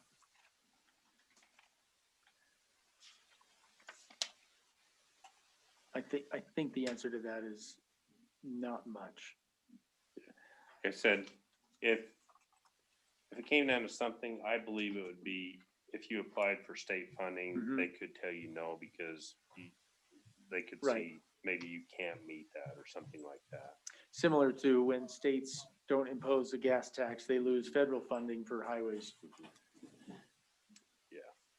Okay, so we have a motion on the we have a motion to table by Jason Thielen pending the answering of some questions. Do we have a second to that motion? I'll second, Mayor. Okay, second by Greg Gordon. Any questions on the motion to table? All in favor? Aye. Aye. Aye. Okay, we have a unanimous vote. Motion passes. Next item, large animal ordinance. It's interesting because we kind of talked about this a little bit earlier, lot sizes and agriculture and things like that. Seems like a pretty easy topic if we base it on what cities are doing around us. Austin, do you want to go ahead and introduce the topic? Yes, so, over the last year or two, code enforcement has dealt with horse issues on several properties. In addition to that, we've received feedback from residents in the community who have larger pieces of land that would like to have more horses on their property than the current ordinance permits. So, when we got that feedback, staff did a little bit of research to see what neighboring communities around here are doing. And so, we pulled American Fork, Draper, Highland, Lehigh. All of these cities, they have a minimum square footage requirement to have a large animal, and some cities limit in certain zones. However, as long as you have, theoretically, if you have a large piece of land, there's no limit. As long as you have enough land to have the animals, you could have as many animals as the land would permit. So really, in other words, you're limited by the acreage of your property in other cities on how many large animals you can have. Here in Alpine, we do things differently. We have a cap limit on it. So it's on a per lot basis. You can have 5 large animals. And so if you had 20 acres, you could have 5 large animals. If you had 5 acres, you could have 5 large animals. Regardless of the size of your property, you're limited to 5 large animals. And so the idea was, if we remove that cap, and for every 10,000 square feet, you would be permitted to have an additional large animal for each 10,000 square feet in addition to your other requirements. And you'd still have to meet all of our other ordinances. So basically, the only difference would be in our ordinance, if we were to try and make it a little bit more similar to our neighboring communities, is we'd be striking out this sentence right here. That's kind of the proposal. I know that we've received comments from some residents. We actually have one on the line tonight. I know it's not a public, this is not a public hearing, but John Williams is on the call tonight, and I know that he had some comments that he wanted to make, or feedback that he could provide for a property owner that has horses. And I would welcome those comments by John Williams. Is now a good time for you, Austin, or would you like to continue and recognize Mr. Williams I later? think, we can have him, if he's ready to, if he would like to comment. Mr. Williams, can you hear us? Are you there? It's actually Martha Williams. Oh, Martha. Hi. Hi. And we've actually, I've sent a lot of comments in already, and I've talked to Lon Lot and a couple of other people. So I think I've given my input. I would love it if they would, if you'd remove the cap. And Martha, just for the record, would you please state your address? Yes, it's John and Martha Williams, 257 North, 400 West. Thank you. Anything else? No, just like as has been discussed, if you had 20 acres, you can only have 5. If you have a quarter acre, you could have 1. If you have 3 acres like we have, you can only have 5. Yeah, it would be nice to remove the cap. Thank you very much.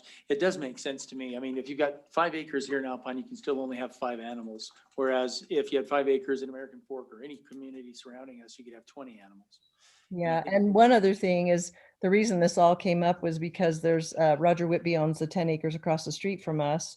And we had a friend of ours who sold his property in Alpine and had 10 horses that he didn't have anywhere to put for a month or so. So I keep horses over there, and I let him put his horses over there. And someone complained that there were 10 horses on 10 acres. And so, yeah, anyway, and that land, from what I understand, has just been sold, and they're going to put some homes on there anyway. But yeah, it just doesn't make sense. And then there's Mendenhalls that, have a lot and quite a few people.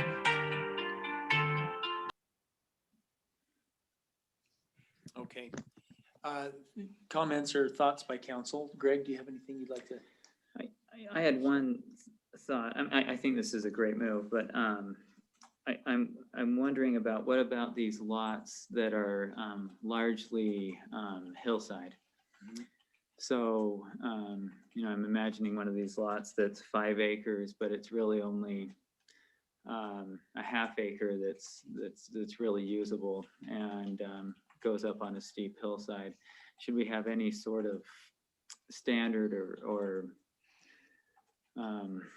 exception to cover that, like a usable or something of a maximum grade that could be included in the calculation?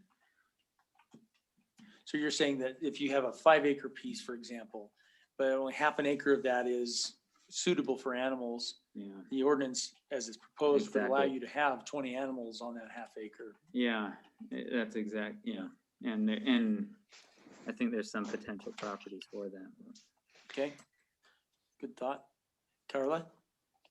My main concern is for odor. I live on the north end of town, and there's a lot of animals near me, and I get it. He has every right to have those animals, but it smells. I'm sorry. And I would think for, in consideration of the neighbors, that I actually like the cap. Okay. Jessica, do you have anything you'd like to offer? Add?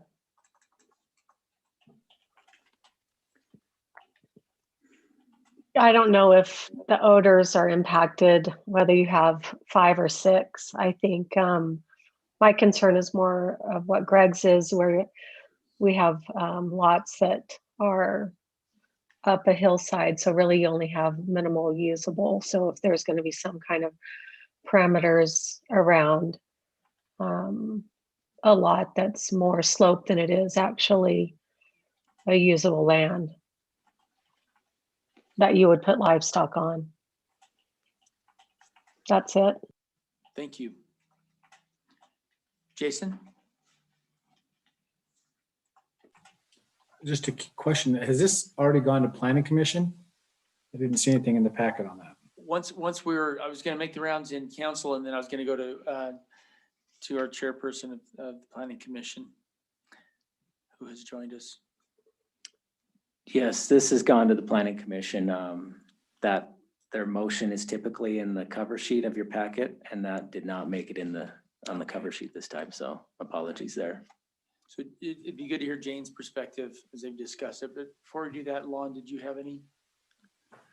I don't think in their discussion, they even considered what Greg has brought up.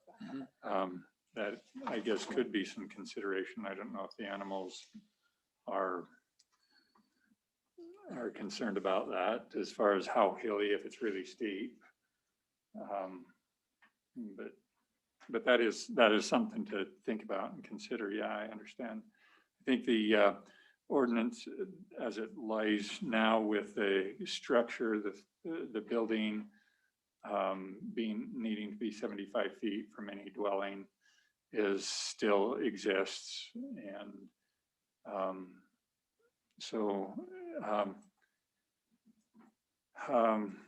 just other than that, in our master, or in our master plan, we talk about being more of a farming friendly community. We are a little more lenient on the minimum lot size than some of the other cities are, but very restricted when it comes to more of a maximum. If we wanted to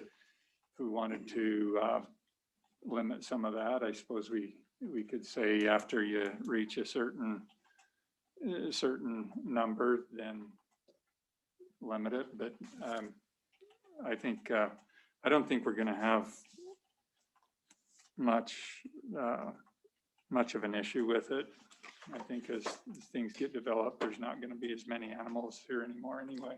Well, there are a few cases in town where we have, our current ordinance is being violated, putting animals too close to the buildings, or too many animals per property. Jane, would you like to address the council on what the spirit of the discussion was in the planning commission? Yeah, thank you. I think that the smaller lot size was a concern for some of the planning commission members, was concerned that a half acre or a fourth acre was awfully small for a horse. But some people felt like that most of that would be grandfathered in. That's mostly in the downtown area. One thing that was discussed, a couple people felt like it would be better, instead of saying one additional animal per 10,000, change that to 20,000 or something like that, but remove the cap, so that instead of having 4 animals per acre, you could have 2 animals per acre, which would make it so it's not quite as dense. That was one of the other things that was discussed. In the end, we did feel like the cap of 5 was very restrictive for regardless of the size of property you have. And so that was the motion that ended up carrying. But I also wanted to mention that we did not consider the comment about the slope or the grade of the property. And that's actually a good comment that we did not think about. Thank you. Thanks. And it seems like if we wanted to send it back to the planning commission to maybe look into that a little deeper and create some language that would help protect us from that. Yeah, we could. Yeah. We could do that, or if you guys wanted to just add that to it here at this point in time, you could. I think Jed and Austin have a pretty good idea, and Shane as well, on what slope is usable. And Jane, do you recall the vote in planning commission? You know what? That was a whole week ago. I really don't, but it should be in the notes. I think it was unanimous. I have it. Mm-hmm. It was 4-2. Oh, it was 4-2. Yeah. Yeah. Yeah, I think there were some people who actually wanted to change to it. So the dissenting votes were Ethan Allen and John McKay. Mm-hmm. On what basis? Ethan Allen lives next to some horse properties, and he felt like, we already have too many. He felt like, you could have 20 horses or 20 cows on I think it was a 5 10 acres or 5 acres. Yeah. Yeah. Well, maybe it was 40. You could have, yeah. Yeah. So 5 acres gives you 20 animals. So he was just doing the math and saying, Right. wow, if I had this X number of acreage, I could have Y number of cattle on my property. And that would be, he was concerned about the smell more than anything and the nuisance of it. Yeah. Okay. And then John McKay, I'm trying to remember, do you remember, Jane, why he? I'm terrible about, I can't recall, but I do. Was he the person that someone had suggested that, it was like a half acre per animal? Oh yeah, I think he didn't like the minimum, Yes. minimums that we had. So we allow like on one large animal on a 10,000 square foot lot, and he didn't like that. Yeah, which is a problem. And I know Sylvia is listening in, and Sylvia, having been raised with horses, just feels like if we did anything, we should, if we did make changes, she would also be in favor of larger square footage per animal. Okay.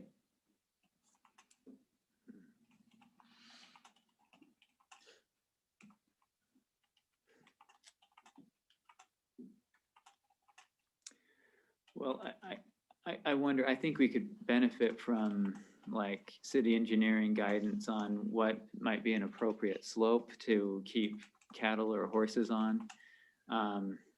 You know, what's usable or what might create a erosion risk potentially. If you had, you know, 20 animals on 5 acres, but it's, you know, how steep could it be or portions of it? I don't know if there's a way to calculate that simply. I don't know. I kind of struggle with the fact that, you know, we've got some people in town who have some property that, and they have that property specifically for animals. You know, I think it's one thing if you're going to have animals on the same lot that you've built on, horses in the backyard, for example. But I know of, you know, one of my neighbors has a barnyard and I don't know how much property there is there, but it seems appropriate to me that they would have, you know, a number of cattle or horses if they wanted to, because that's what they bought in for, and that was allowed at the time. Actually, I should take that back. It wasn't allowed at the time to exceed the numbers we're talking about, but it seems like the numbers we're talking about are fair to somebody who has designated property for animals.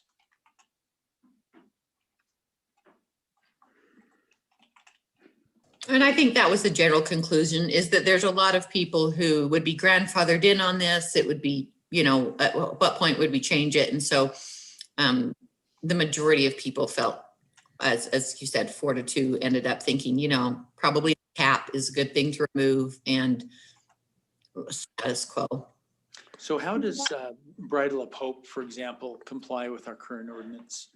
Because they've got a number of horses on a fairly tight piece of property. I mean, Well, there's some it was designated specifically how many they could have when we Right. approved that. Right. I'm not saying that they're in violation. I'm just asking if we looked at them as an example, how far over or under are they on what would now be the requirement under this ordinance?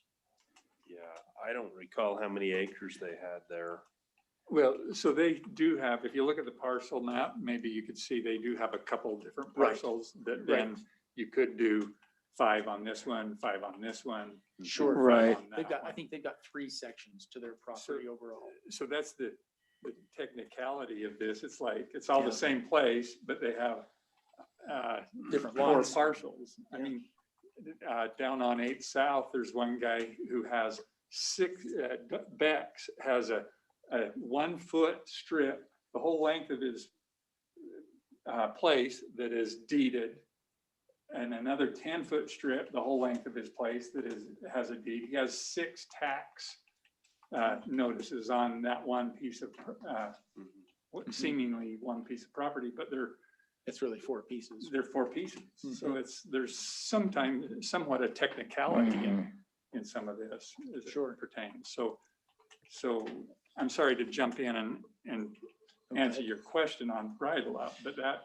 Well, and I wanted to use Bridle of Hope, but not to focus on them, but as an example, you know, are we comfortable with, because they do have special exceptions because of their foundation.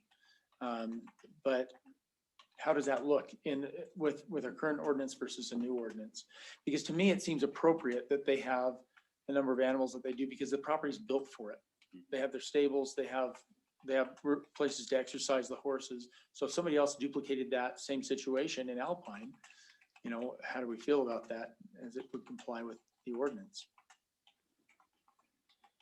Yeah, and thinking of the code enforcement side of this and things that our code enforcement staff have had to deal with, you know, if you had let's say someone has 2 acres and it's the size of an envelope, but they put the number of horses or cows or whatever allowed on that envelope size in the stamp area.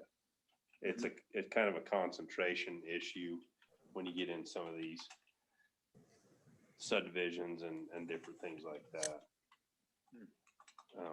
I think that probably comes more into play on the code enforcement side than the slope issues do. They kind of relate, because if you're not gonna keep them on the steep area, It's the same they could stuff. be on that post, on the stamp area, so.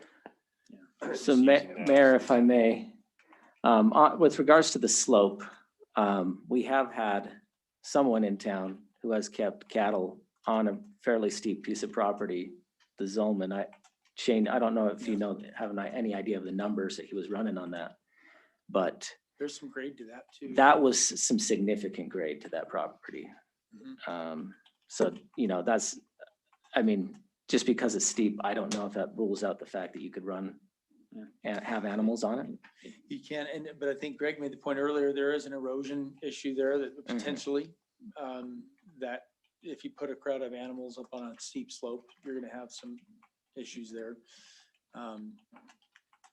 But yeah, cattle will move all around your property, whether it's sloped or not. And did it work well with the Zolman property? Is there any issue there? I mean, I think, I'm a cattle guy, so. Yeah. It kind of depends on what will grow there. Like on that particular piece of property, it's not real productive on what will grow. And so even though it's a large piece of property, the reality is it doesn't have much of a holding capacity for numbers of cattle, because there's just not a lot of vegetation that will actually grow, especially when there's no rain and it's not irrigated. So it's kind of depends on the situation a little bit. Horses will typically stick to more level ground. Left on their own. Cattle will go everywhere, especially Holsteins. Okay, is there anyone who's prepared to make a motion to either make a motion on the proposed ordinance or to table it? Well, I had one other question, Mayor. Is 10,000 is that too low to some of the concerns that were raised? I mean, I see, although that looks pretty standard, but is there a minimum number, and then it could go to 15 or something to sort of limit the maximum number? I wonder, I assume Planning Commission discussed that.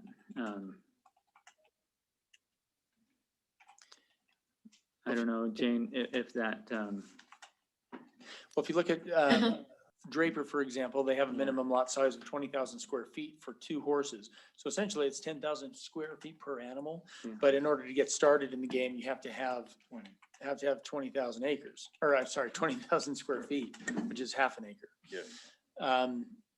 So their level of entry is higher, but once you're in, you get the same distribution.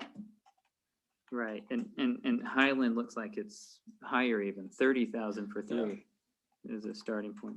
Right, but once you get in the game, you can have 3 animals right out of the chute.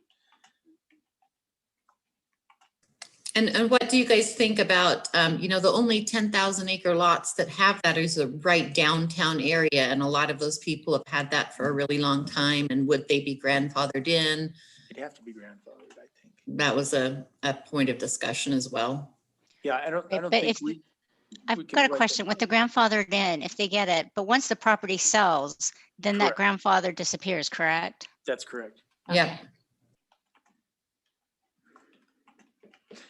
Yeah, I mean, I think I'd find it not very palatable to start taking away animal rights where they exist today. Well, I'm a farm boy and I grew up with animals. And I look at it this way right now, that a horse is actually worse than owning a boat. That you have to feed that horse no matter what. And I don't know that you're going to have a rush on people going out and buying animals to put on places. So that's just one thought as we're trying to fix something here that only a very few that have animals here that have large properties would have any more than 5 animals. But those are just, that's just a comment. And one other comment we did talk about was that often the developments, oh my gosh, now I can't think of the name. When they have an agreement of what you can build in your development and if you can have animals or not. Your CC&Rs? Yes, thank you. That actually regulates a lot of the lots in the city too, because, you know, a lot of these new neighborhoods would be half acre, but do the CC&Rs of that neighborhood allow for animals too? And that sort of regulates some of this as well.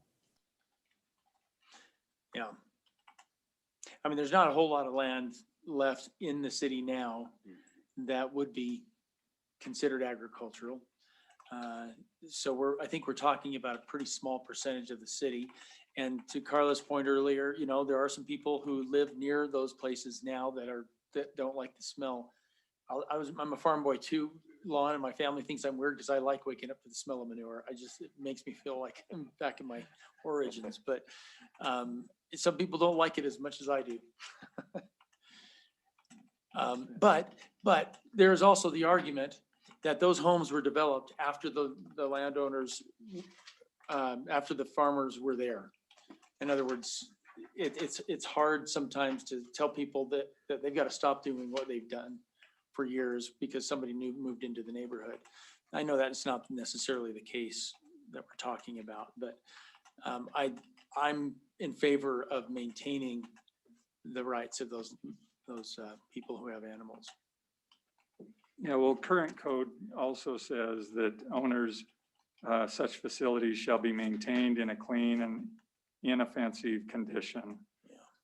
I mean, that can apply to any application out there, any place. If it becomes offensive, then we address that and see how, if it's offensive.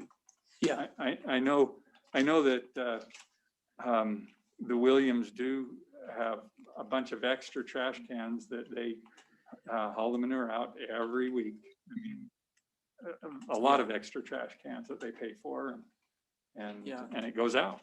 So, and you know, it's and more than the odor, sometimes there's a flies, and I wouldn't be, you know, I don't think it would be too much to ask for us to ask landowners or animal keepers to have fly bottles, things like that would help control that problem, because those are things that do create a nuisance for could potentially create a nuisance for the neighborhoods.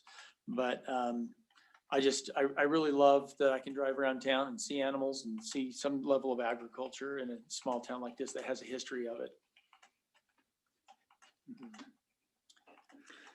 Well, it sounds like the 10,000 feet per animal is pretty standard across several cities here. And we have a long history of it, and the steep grades haven't been a huge problem. Even when that's been utilized, it's more likely that they'll just be more dense, and that's the larger topic.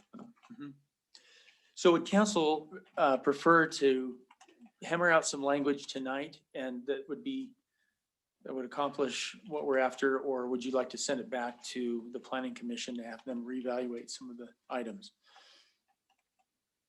Some of the elements of the proposal. I do like, or I've heard several comments made about the 10,000 thing, and I don't know that it would be bad to move to a 20,000 thing, 20,000 per animal after you hit, you know, that, so that you could be realistic on quantities. For sure, I wouldn't be opposed to something like that. I think that yeah, I think that's reasonable.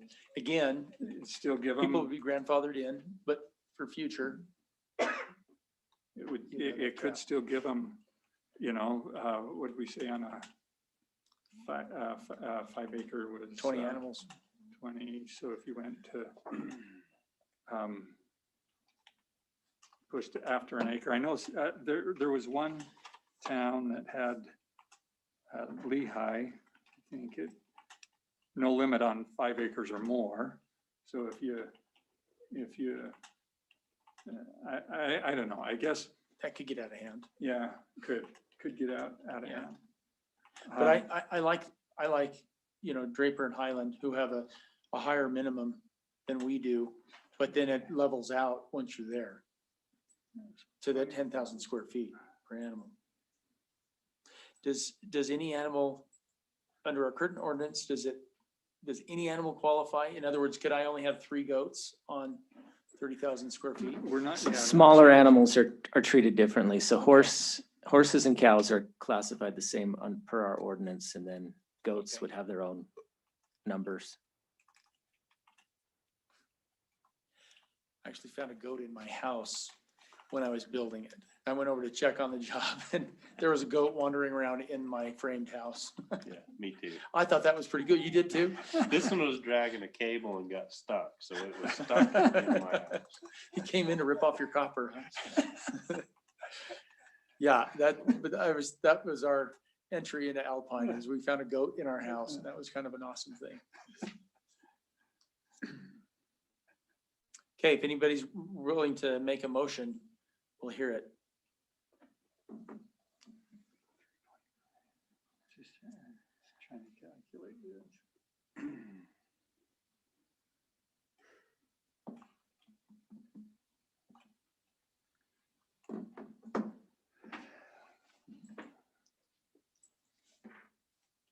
You get ready to make a motion, Ron? I'm working on it here. You look like you're rolling up your sleeves. Any comments from anybody not here in person?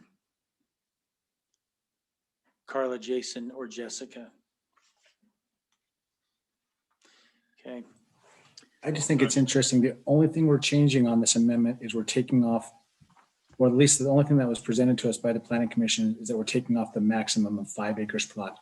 Everything else remains the same. Am I reading that correctly? That's correct. Yes, you are. Unless you choose to add something to it. So you could easily do that and add the minimum or increase the minimum acre, Yeah. square footage. Because I just think just by that, if I think about the property that we're talking about over there by the Milbys, conceivably, you know, looking worst case scenario, you could for 6 months of the year have 80 animals on that, 80 cows on that, if you allowed for the calf provision that's in this. And if I'm reading it, I mean, it just seems like there would be some, it doesn't hurt to have a maximum that still works with our neighbors there, but I don't know. That's one thing I was thinking. It seems like a lot for 10 acres in the middle of a subdivision. I agree with you, Jason. I think if we did have some kind of a limiting square footage, to some kind of limitation that would be based on square footage, that would be helpful, I think. Versus just simply broadcast 5 per lot. And you have a 20-acre lot, and it just does not seem reasonable. Yeah, I agree. I think that's clearly, you know, an issue there, but. But as we're finalizing something like this, it probably would be good to not have to backpedal at some point and say, oh, well, that's too many, but somehow get some kind of a limit right now. And I've just been trying to figure that out myself right now, but I don't want to. I'm too deliberate. I take too long to try and figure that out and come to that decision. So I'm not ready to make that decision right now. I'm trying to remember how many animals were on that Whitby one that they were talking about. Was it 20, 15? No, there were only 7 or something like that at the time.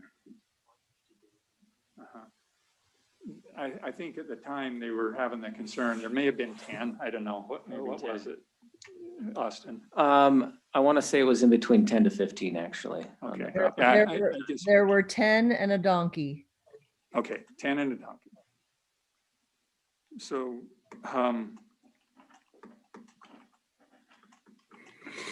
So that's where I'm running with this. And if we do need to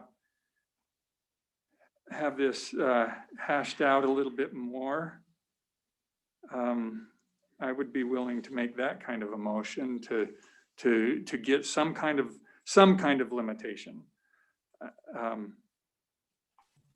But make it all reasonable. Mayor turned the seat over to me as Mayor Pro Tem right now. So is there You any can't other make a thoughts? motion. So you can't make a motion anymore. Well, actually, I think I could, but. Okay. But it was, any other thoughts on comments on what I Lon? said? Would this be okay? I mean, it's my thing is, as opposed to taking it all off, what if we just, because I agree with what Greg is saying, that this minimum thing is important. If we simply change that, that one horse shall be permitted on a 20,000 square foot lot plus one additional for each 10,000 square feet. And there shall be a maximum of, and instead of having unlimited, we could do right now 15. I don't, to your point, we don't have lots of people coming with huge amounts of animals, but maybe there could be some boundaries on it just by changing those two things from 10,000 to 20,000, and from, instead of striking that line, changing it from 5 to 15 might be better than we have it right now. It might be, yeah, for sure. I think that, again, that 15, I would like to see it more square footage oriented personally, rather than capping a 15, because we then are back to that same thing of a 30-acre place. It's limited to 15. And I don't know what the Mendenhalls have right now out there, but I saw at least well, maybe not a dozen horses, but when I drove by today, there were several out in a field. And maybe they don't have many, but they have a pretty good size property there that if they were limited to 15, then it'd be, I guess we run into the grandfathering aspect of it, I guess, because we do have some people who downtown need a horse or still have a horse on a real small lot. It'd be less than the 20, I think.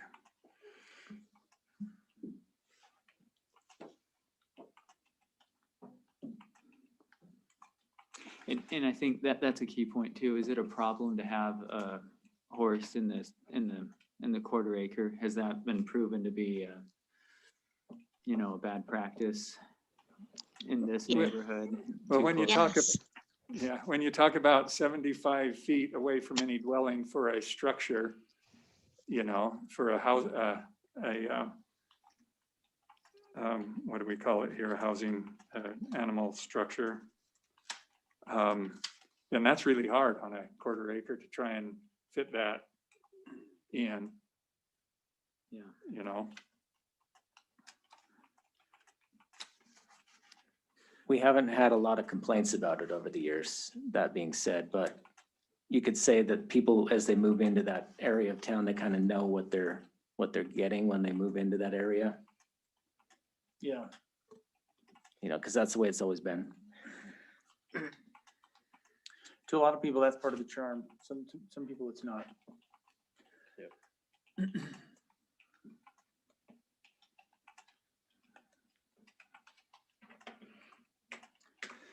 So, Okay. So Jason, as far as plus one animal for if we moved it to each additional 20,000 square feet, that would, you think, be too Too conservative? too much as well? Let me calculate what I'll give you 10 animals on 5 acres instead of 10, instead of 20.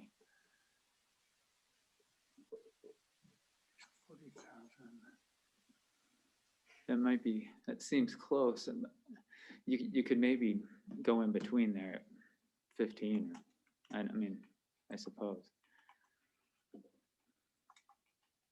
So Well- instead of 20,000, 15,000 square feet is what you're saying? Or- Yeah, potentially if the balance is somewhere in between those, You're talking about square feet or animals?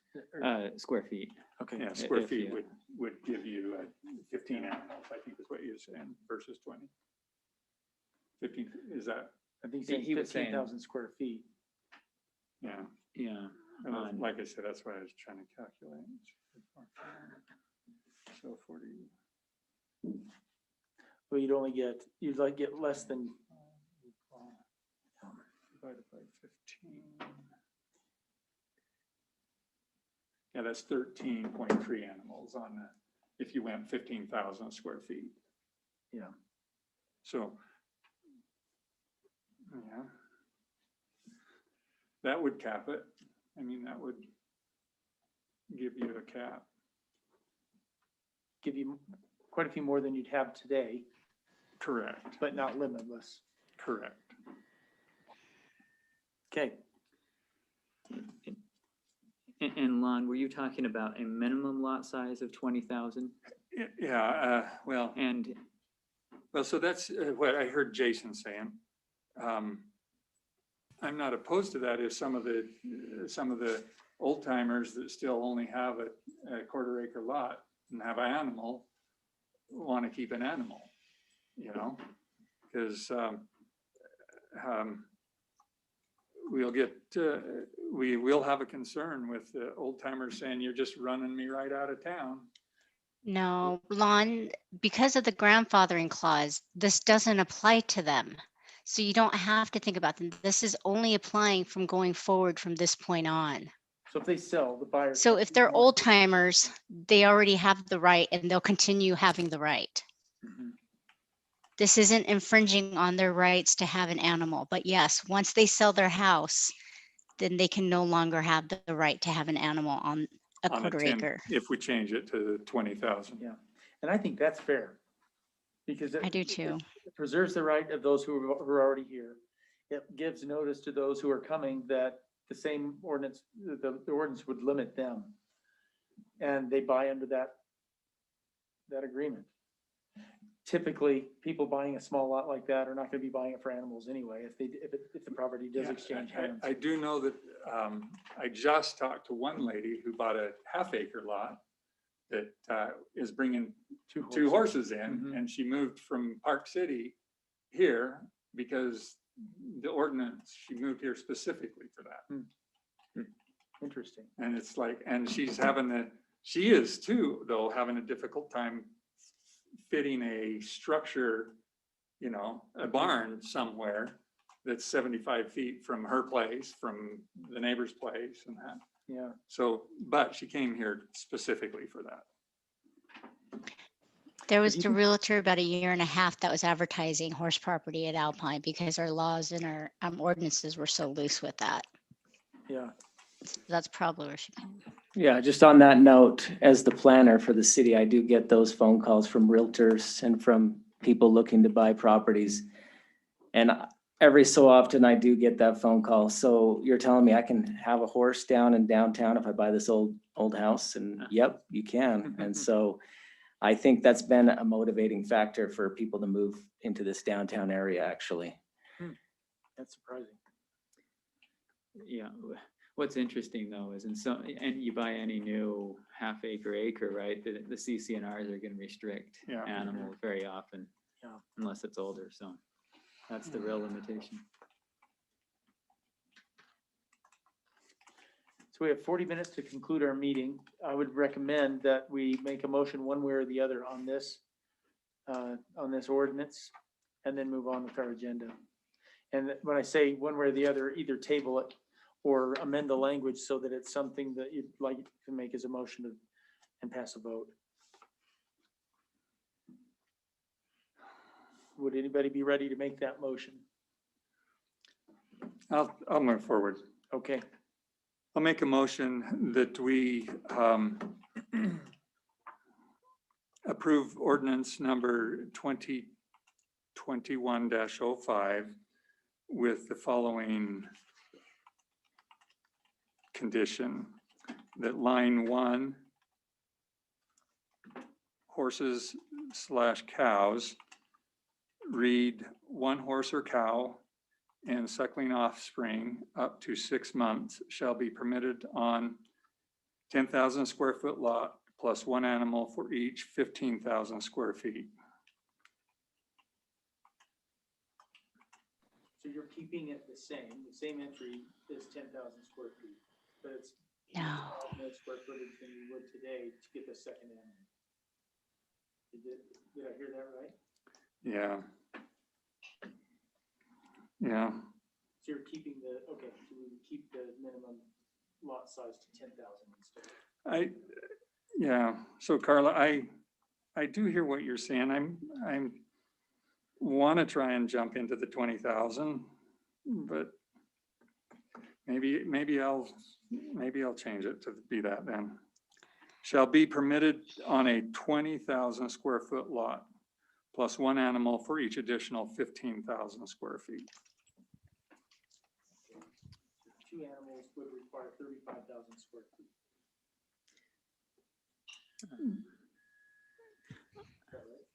I think 30, Well, yeah, so. but you couldn't have one Well, unless so you had 20. you could get one on 20. And then you would have to be 15,000 square feet more to get another one on it. 35. That'd be 35. And that's, so I'm trying to see, so, yeah, that might be, so either way, if it's 10 is 25, 20,000, you still couldn't get 2 on a half acre. If we changed it to that, right? Even if we kept it at 10,000, I do apologize, but that's where my brain has to think through some of this before if you have a 20,000 square foot lot, you could still only have 1, even if we change this to additional animal at 15,000. Correct? Right. And if you had a 1 acre, you could have two. Have 2, and if you had, yeah, wow. But if you had a bigger lot, like 4 or 5 acres, you'd start, getting, at 5 acres, you get that 13. So I just ran the numbers for a 2.5 acre lot. You get 1 for 20,000, subtract the 20,000 square foot off the square footage, you'd get another 5.92, so it'd be just under 7. On 2.5 acres, 7, just under 7 animals? Yeah, I don't know what we do with rounding. I think you have to round up in favor of the numbers. Probably. Yeah. A 3-legged horse. Yeah. Jane, I know with the fire code, when we do occupancy loads, you always round up to the next whole number. Yeah.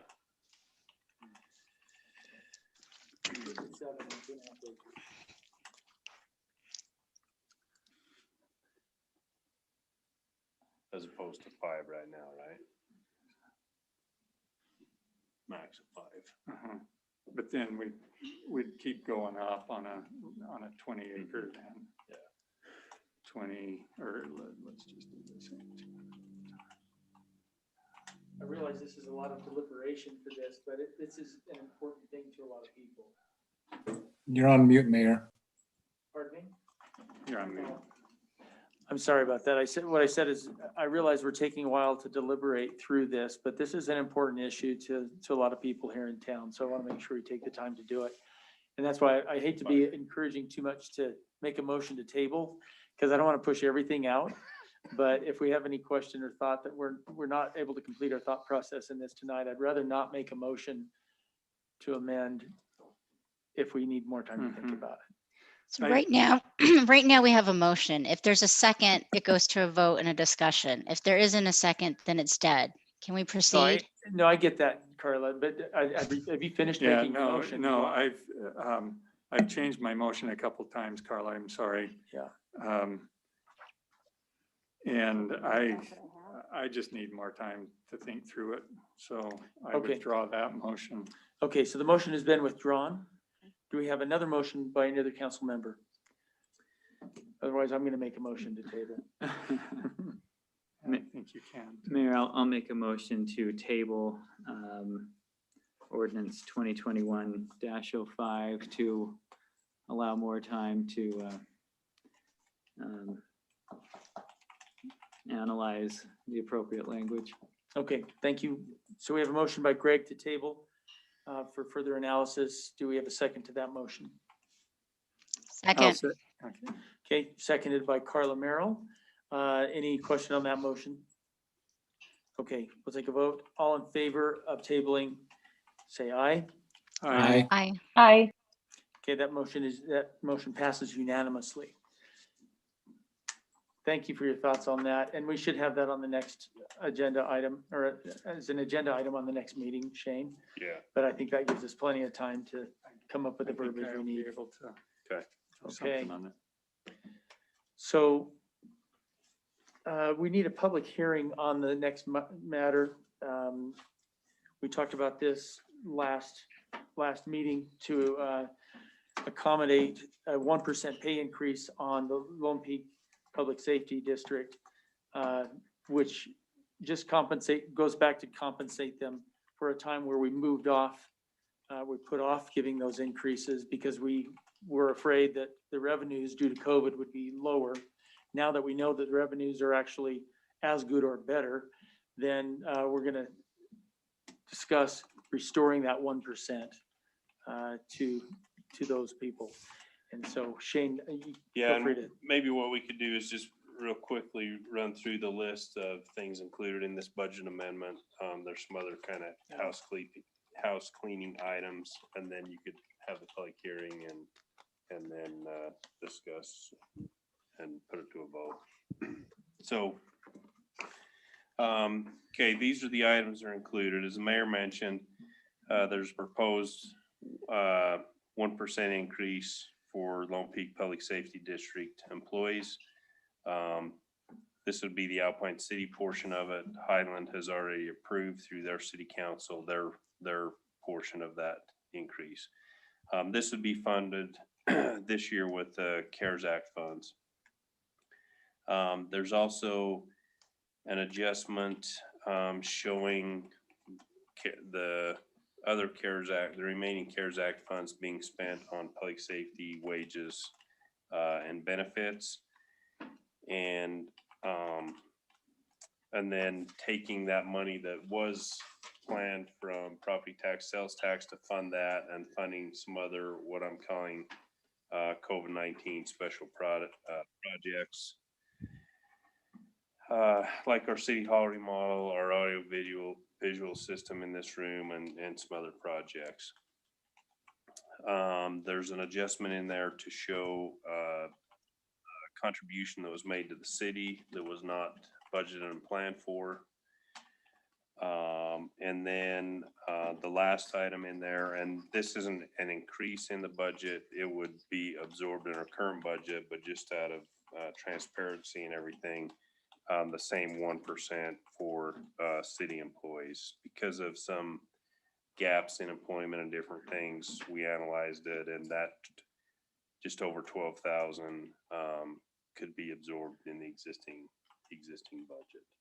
So there's the sheet at that's attached to the ordinance that lays this all out, and the dollar amounts included in each one.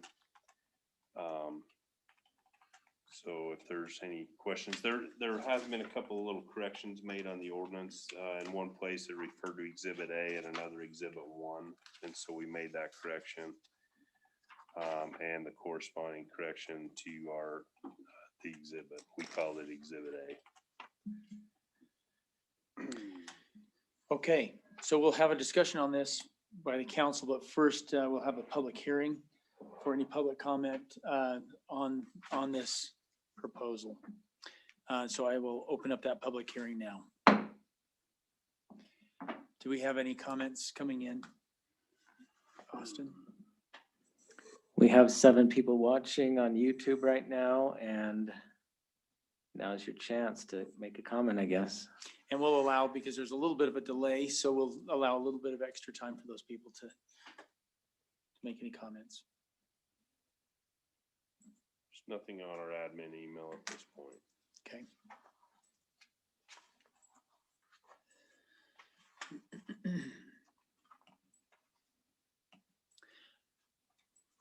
Give another minute.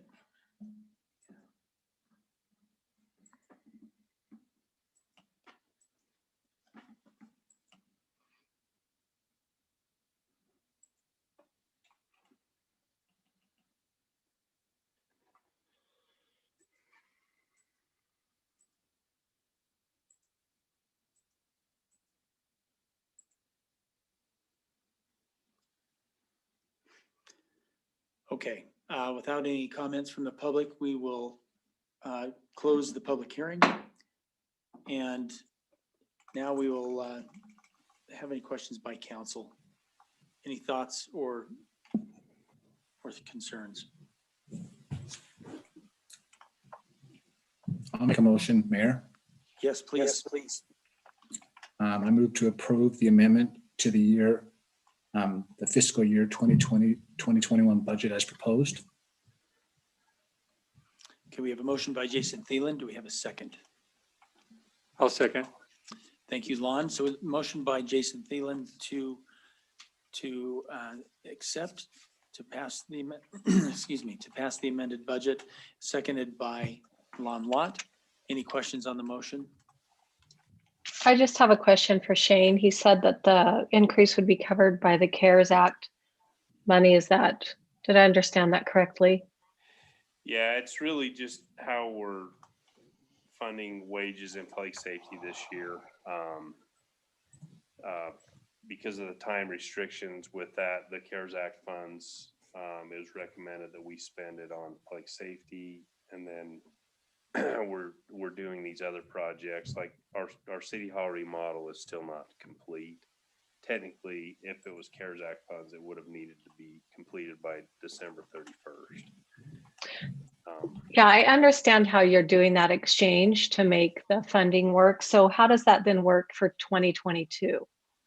So in a normal year, you weren't here for this, but we budgeted very conservative on revenues because everyone was unsure what our sales tax would be.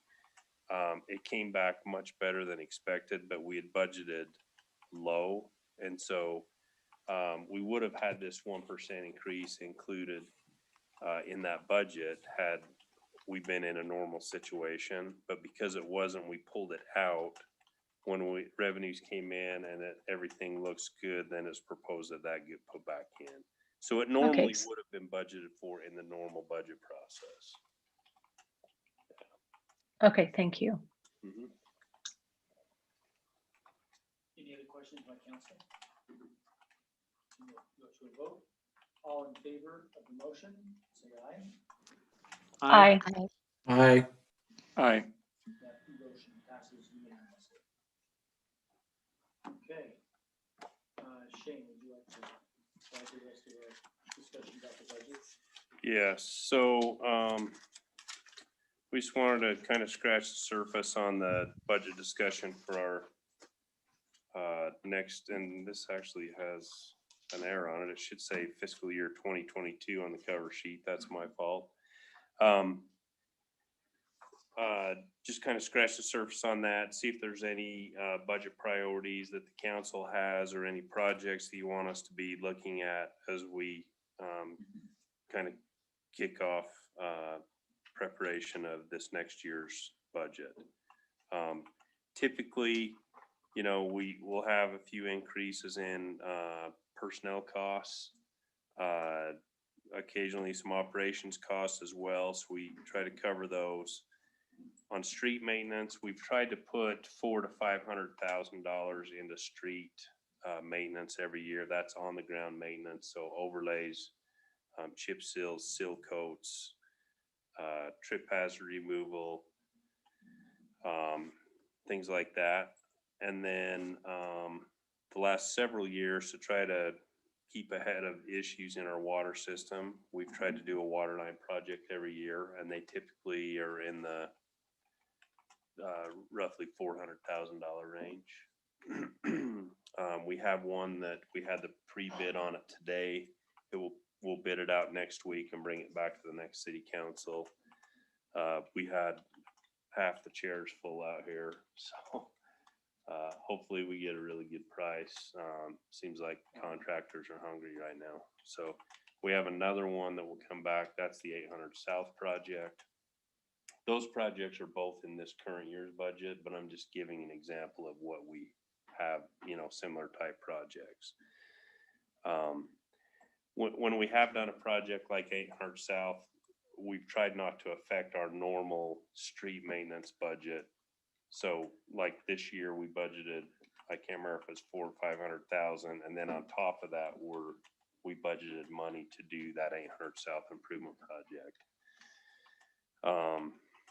So I don't anticipate a project like that one, like the 800 South project next year. The previous budget year, we did Pioneer up 600 North there between Grove and Main. But my feeling is we'd start to put a little more into making sure we keep ahead of issues on our streets. There are some streets, you know, that need some attention. There could be reasons why we have not gotten there, like maybe the water line needs to be replaced, so we don't want to throw good money after bad and do an overlay when we know within, you know, 3 or 4 years or something like that, we need to replace that water line. So we do try to put some thought into that. I know I had one gentleman contact me and say, hey, I want our cul-de-sac on the list to be repaved this year. And I said, you know, we can look at that, but we have to look at the needs of the entire city as we kind of plan these projects. So, and some people do get confused because we have multiple different things that we use in kind of our pavement maintenance toolbox. If we go do a seal coat on a road, you know, for a few 2 or 3 years, it might look brand new. And that project cost us probably 25 to 30 cents a square foot. Whereas if we went and did an overlay, new asphalt on that project, it might be $1.25 to $1.50 a square foot. Yeah. And so it's a huge difference. You know, we've had people say, why did you chip seal my road when this one got an overlay? And we try to look at the condition of the asphalt, what's the least cost and best benefit program for that asphalt. I know chip seals sometimes aren't popular, but I think the things that we've done here, we even did it in Twin Rivers this past summer. And, you know, very nice homes down there. We didn't get a single complaint on that project. We tried to do it right, clean it up, get the seal coat on, and people have been fantastic. And when it's like that, we're able to try to keep ahead of the curve.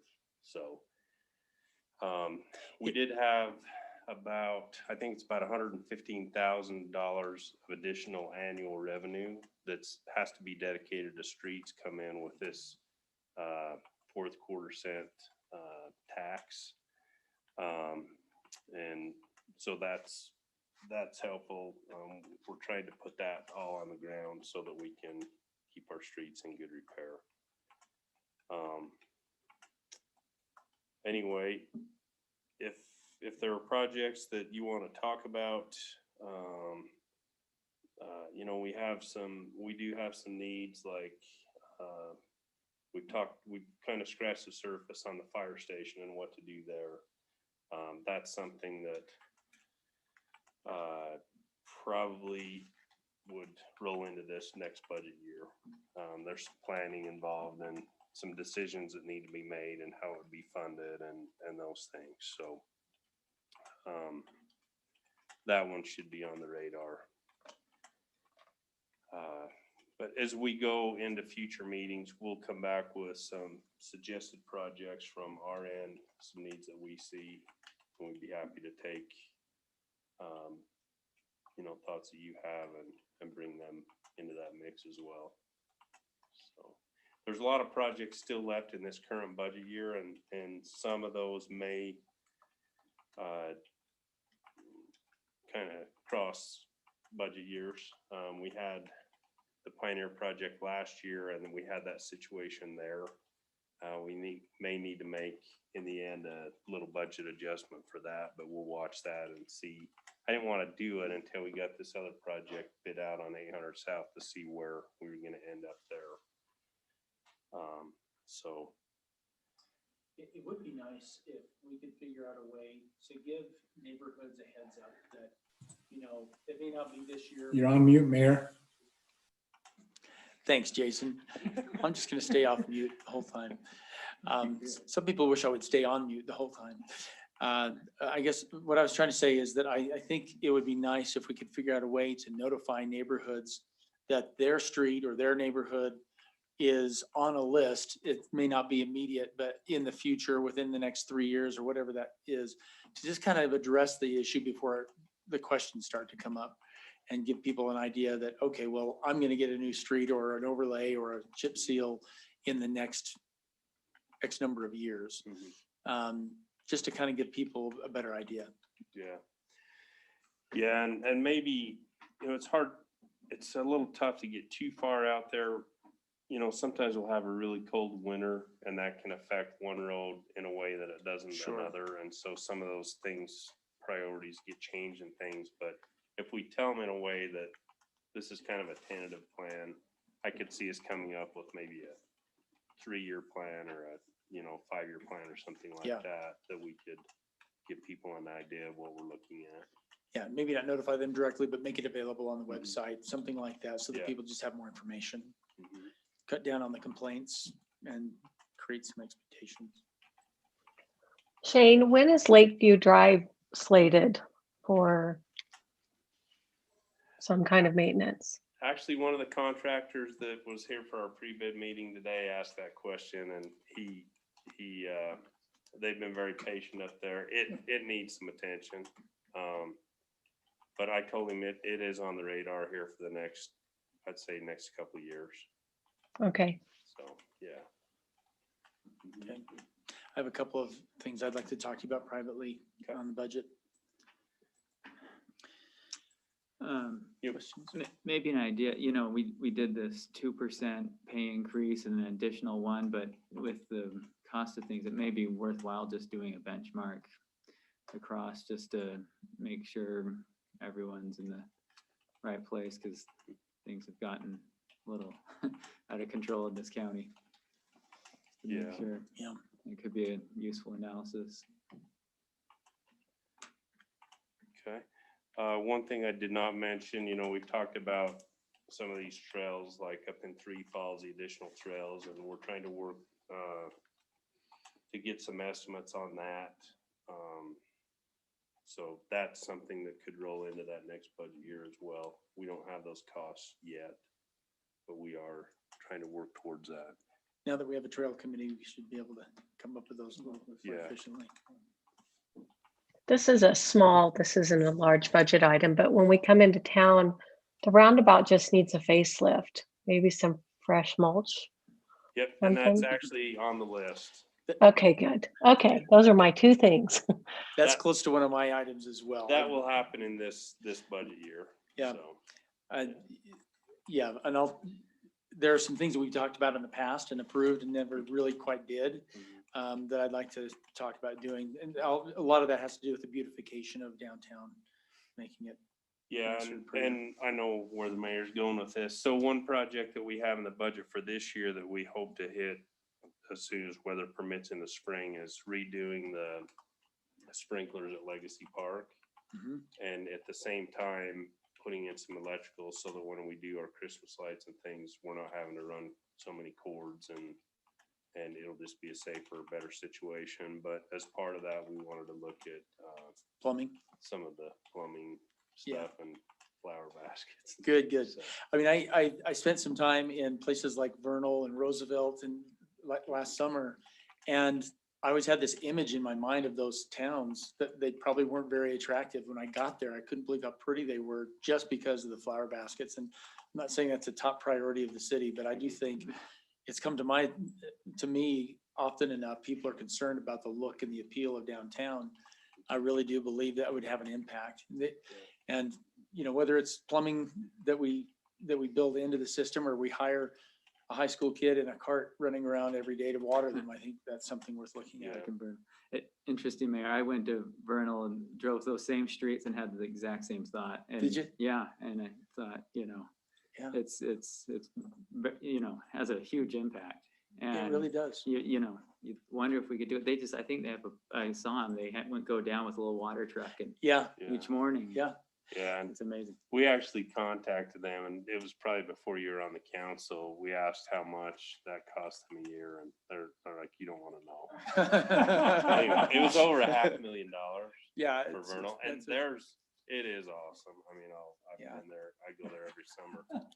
But we have some ideas of maybe a program that could be kind of a hybrid deal where we kind of partner with businesses and we provide some stuff to them and give them some kind of an incentive to participate. And then on city property, we would take care of that so that we wouldn't have such an extensive.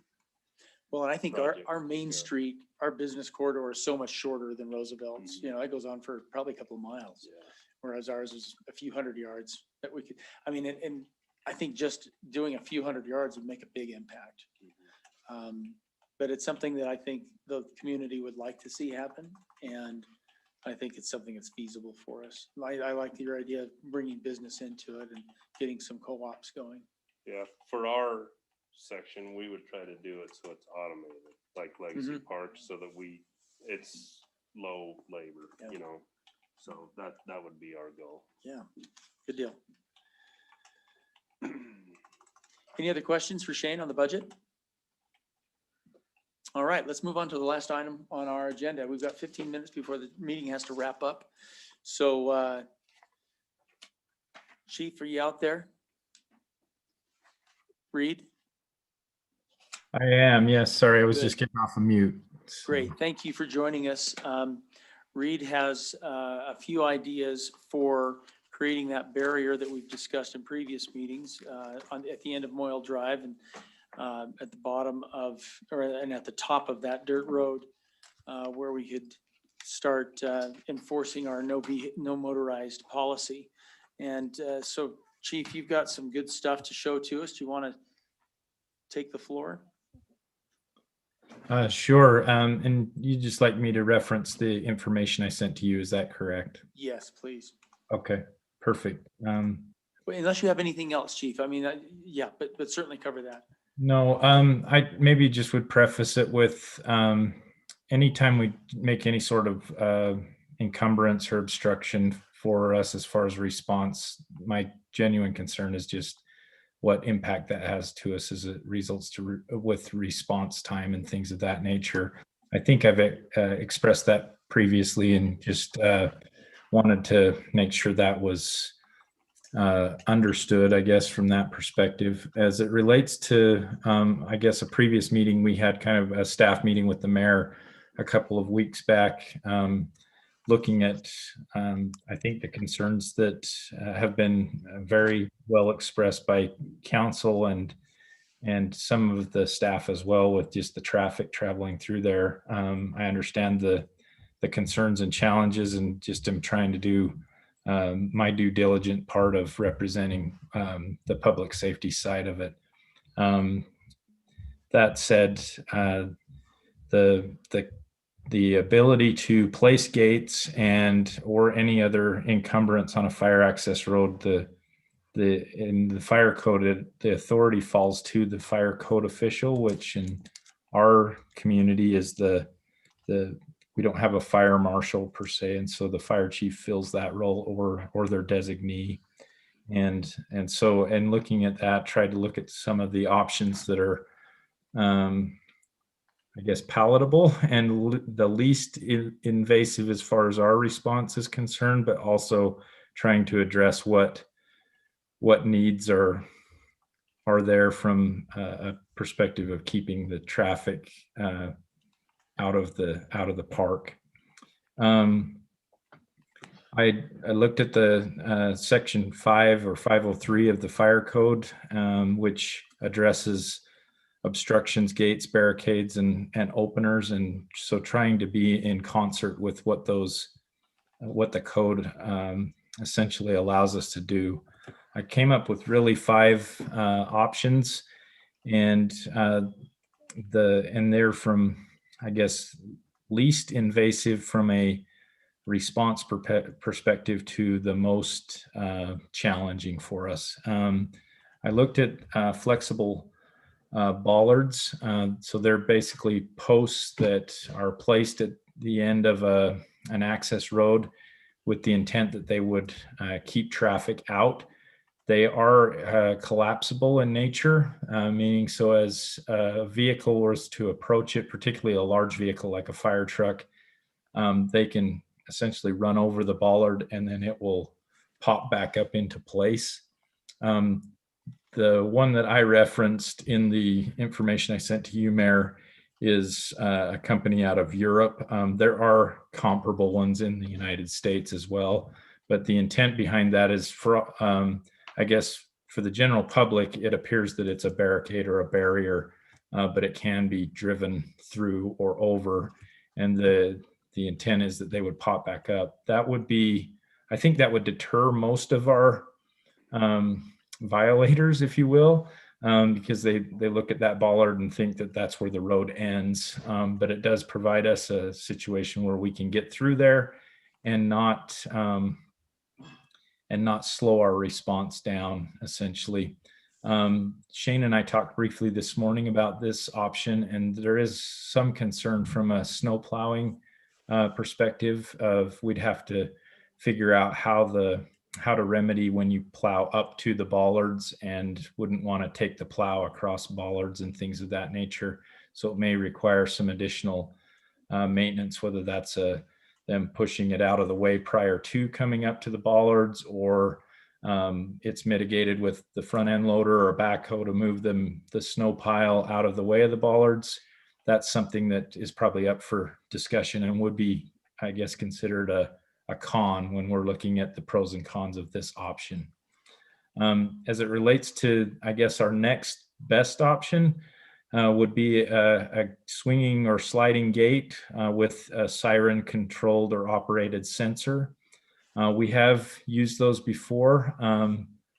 They do tend to have some reliability challenges, just with making sure that they're going to function appropriately. And some of that is just based on the fact that it's a mechanical operation and has electronics involved with it. And so they are used, and there are options for that. There's a couple of private owners in the Three Falls area, for instance, that have that as an option for us to get into their private roadway or residence, and that's siren operated. And so they do function. I will say they have their challenges. The one in Three Falls that I'm referencing has had issues at times where it doesn't pick up the siren appropriately, or when we've went to test it. We haven't had a real emergency where we've tried it, but we do test it from time to time to make sure it's functioning while we're up there, and occasionally it has a glitch with it.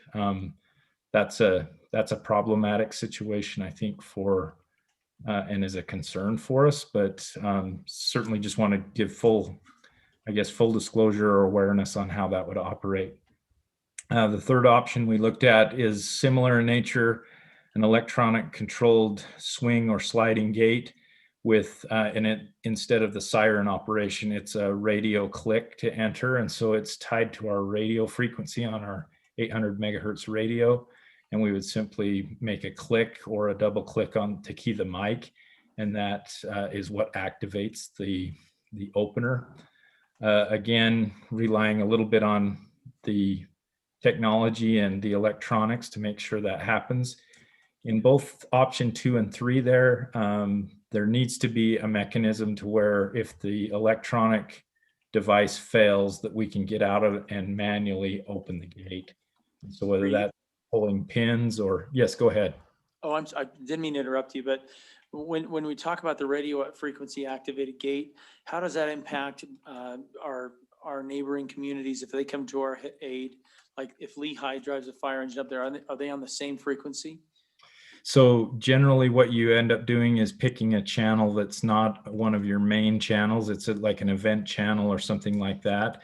And so they would need to know what that channel is. That could be put into our the CAD details in dispatch, but then we're relying on the dispatcher to be able to pull that information and forward that to our neighboring agencies. And so can it be overcome? Yes. Are there some challenges with that? Yes. And that's why I put that secondary to the siren activated, because it's just one more step in the process for a fail point, if you will. Did that answer that question? Yes, thanks. Okay. And again, I've used that. We've used that before in my prior area. I worked in South Jordan. We had an annex area that we used the radio click sensor model, and it worked most of the time. I'll just describe it that way. It did have some challenges. The fourth option that we looked at is for those that are familiar with the Knox system, we use Knox boxes in our community to allow fire department access to certain businesses and other occupancies. So if a fire alarm occurs at 2:30 in the morning, for instance, we can go to the Knox box. We have a key that's only keyed to our community, and those keys are they're in a safe in all of our vehicles, and we use that key access to access keys for businesses. They have a similar setup for a keyed gate switch, and you would use that Knox key, plug the key in, turn the switch, and then it's left in the on position, if you will, to activate and open the gate, and then it would be closed when you're finished. The challenge with that system is we'd have to have key accountability for anybody that wasn't within our agency. So if, for instance, Pleasant Grove, Lehigh, American Fork is coming to that call, if they don't have our key, then they can't get through the gate, and that presents some challenges. Or we'd have to provide them with a key, and there has been there's some concern from a property rights perspective as far as the Knox system is concerned, that some property owners are concerned with us having a key to their business or access to their business and where those keys are. And so we hold those in very tight accountability. Those are checked on a daily basis as part of our apparatus checks, but we can only control what happens in our community. And if those keys are given out elsewhere, it just presents some additional security issues that I would be concerned with. But it is an option for us. And then obviously the last choice there listed is having some sort of manual gate with a lock and key mechanism, or a padlock with a combination or something to that effect. Well, least effective of the list of 5 that I have there, I guess that's doable. It's just every one of those has a time constraint tied to it. And if we're looking at potentially 2 gates, one on each end, then on average, you're probably 1 minute to 2 minutes in the operation process for that gate. And when we're talking somebody that may be having a medical emergency, like a cardiac arrest, that's a difference in some cases of life and death. In the case of a rapid moving fire, that's challenging for us, and having mutual aid not be able to get in and out is problematic. And so for those reasons, that's why I've listed the 5 in the order that I've described them. Obviously, my preference would not to have anything that encumbers our ability to travel and respond. With that said, I believe the bollards are the best option for us, and probably less maintenance in the long run. And I'd entertain any questions that anybody has. What about cost? How would you rank these in order of cost, cheapest being first?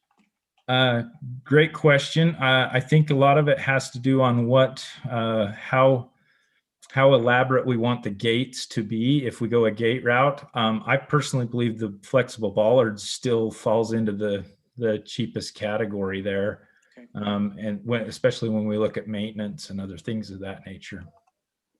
And I'd have to get some detailed pricing based on what we specifically want there. And I haven't gone that far. I wanted to kind of get some concepts out there first before we dove any deeper. Thoughts by council?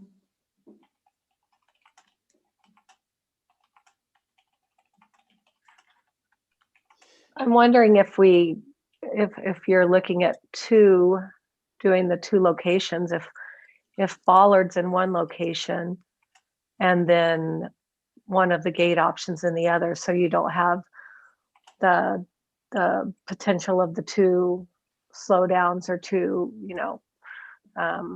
just taking time away. And then also with the snow plow, I was thinking, how would that be plowed? Maybe the bollards would work and it could be plowed on one side without impacting the bollards, and then having the gate so that the plow could fully plow the rest of the road. Again, I'm concerned about gates at all, to be perfectly honest. I feel like in some respects, this is a political decision and not a fire code decision. If this, and that's just me speaking plainly here. The fire code is pretty specific about that it shouldn't be an encumbrance that's going to delay response. That's not the intended purpose. And so whatever we can do that's, if my arm's being twisted, I guess, so to speak, that we have to have something, I guess I lean towards least evasive or least prohibitive to us. And I'm not in favor of gates, period. But that's my statement, I guess. And I mean, I can understand that if a fire engine, an ambulance, or whatever emergency vehicle can just basically go right through it without hesitation, then that obviously increases the level of safety, and it helps provide a higher level of safety. I guess I'm not quite getting how we would, though, be able to put bollards there and plow through, because we want to keep that road accessible throughout the winter. We need to be able to plow it. So how do you have bollards there and still allow plow through? Yeah, I think that's where, an ability to scrape or pull it out of the way in a different mechanism comes into play, whether that's a loader or a backhoe. And I understand Alpine has limited staffing and that would present possibly some challenges there. And does one challenge outweigh the other? Those are, I think, that's why we're having the discussion. But there is an option to be able to remove snow in a different way than a snow plow.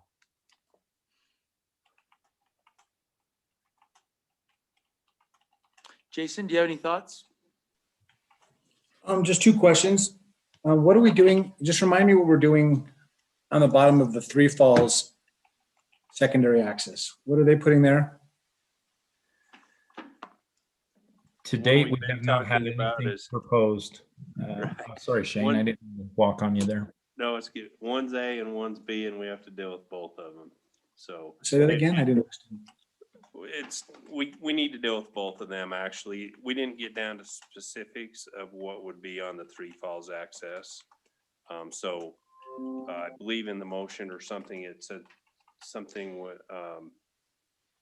gates or something with fire department approval or something like that. I don't remember the exact verbiage, but I think one of the concerns that we need to be consistent with what we're doing. If we're going to do it at Lambert, the same ought to be done at Three Falls.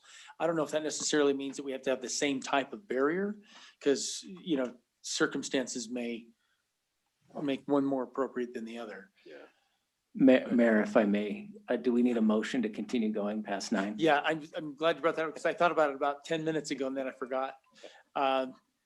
Yeah, could somebody please make a motion that we continue our meeting and put whatever time frame you want on it, but we're past our deadline of 9 o'clock. I'll make a motion that we continue this meeting to 9:15 and forego any more discussion on the gate and finish with staff reports and council communication. Okay, we have a motion by Lon Lot. Do we have a second? Anybody willing to second the motion? Because we'll adjourn now if we can't second the motion. Remind me, I'm sorry, can you repeat the motion? That we continue this meeting to 9:15 and end discussion on the gates and finish up with staff reports and council communication. I'll second that. Okay, we have a motion by Lon, second by Jason. All in favor? Aye. Aye. Aye. Aye. Nay. Okay, Carla, you're outvoted. We're going to 9:15. Sorry that we are going past. I actually would like to wrap these up by 9 o'clock every time if we can. So if I may, Mayor, just finish my two questions then. So I think, we're talking right now about through Lambert, but to the point Shane made, we probably, this, and to the point you made, we have two roads that are very similar that have gates or proposed limitations in the driving. So we probably need to have a Wait, didn't you just second a motion to stop speaking about this and go on to the council reports? You seconded that motion. That's why I opposed it. I'd rather finish this discussion. If we're going to go 15 later, we might as well go 30. Carla, thank you for the very direct thing, because you're correct. And I would have voted differently if I would have understood it differently, because I didn't get my question. But you're right. We're moving on then, dang it. Okay, so Jason, I think for you, we won't continue discussion on this item, mostly because I'm afraid of Carla, but I'm just teasing Carla. But Jason, if you could maybe pose that question to Shane and or the chief after the meeting or sometime during the next week. And Chief, if you could please come back with, and it doesn't have to wait until the next meeting. I think if we could come up to speed on the costs associated with each of the options, especially the bollards and the flexibility on the bollards, because I know there are different types available. So maybe some that would come closer to accomplishing our objective while maintaining yours. Not that they're opposing objectives, but to your point earlier. Mayor, just one question on that. Are we funding both of these projects, or are we funding one of the two projects? Because I just wanted to make sure we're not doing the work of someone else if they're going to fund it. Yeah, right now we're talking specifically about Lambert Park and the two access points on from Moyle Drive and then up above as well. I think we address Three Falls in a separate discussion, but we do maintain consistency with regard to the concept that secondary access roads be whether it's gated or whatever term you want to use. Yeah, Thank you they're for the gonna need some clarification. direction from Yeah. us, and probably now is a good time to do it. Yeah. Okay, so let's move from that discussion to staff reports because that was the motion. Let's start with Bonnie. Nothing? Austin? I just wanted to bring to attention, before the meeting tonight, I forwarded an email from one of our planning commission members. He's had some concerns about the motion on accessory buildings. And he was hoping for some clarification from those who made a positive motion to send that back to planning commission, if they could clarify what their intention was with regards to that motion. Okay, I don't remember who made the motion. Jason did. Okay, so maybe Jason can provide some clarification on that. Jason, would you please? I can provide clarification on what I was thinking when the motion was made as well. I mean, Sure. if that's okay with you, man. No, I just thought coming from Jason, who the author of the motion, would be appropriate, but certainly you're welcome. But as we learned just a few minutes ago, I seconded the motion that Jason made and understood it one way, and Jason Anyway, so I could give my input on what why I seconded Jason's motion to that. Anyway. Thanks, Austin. Anything else, Austin? Do you want to That's do all that I have for offline? tonight. Do you want to do that offline with Jason or Austin? Okay, thank you. Okay, thank you. Shane. Okay. All right. So more and more we're dealing with an issue related to accessory buildings with living space. We Got to call in spent one of those today. probably, I could probably guess it. Yeah. I mean, we probably spent over an hour and a half today dealing with this. The issue becomes there's a lot of very nice accessory buildings being built. And it starts with it's a pool house, but we need a toilet or we need a kitchen, for the snacks, kids at the pool or whatever. And a lot of these very easily could be detached accessory dwelling unit. Yeah. And so some of the conversation was very awkward today on some things, and it's not the first time we've dealt with it. And I just wanted to bring it to the council's attention and see if you have direction for us. I mean, if we're going to absolutely say no, do we say you can't have certain things in these accessory buildings, or how do we handle it? How do we curb that? Yeah, I think. Sorry, I was muted. I think the biggest concern that I had when I talked to the resident today was the lack of consistency. Being told one thing at the beginning of the process, getting to toward the end of the process and being told no, after they had invested time and money and in complying with what they at least perceived to be approved early on.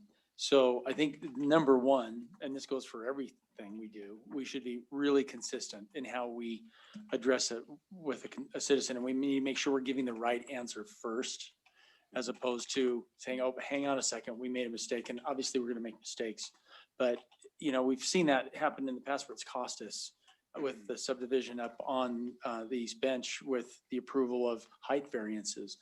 And so I think that's very similar to what I heard today from the resident that, hey, I was told this would be okay, and now you're telling me it's not. We've already gone this far in the process.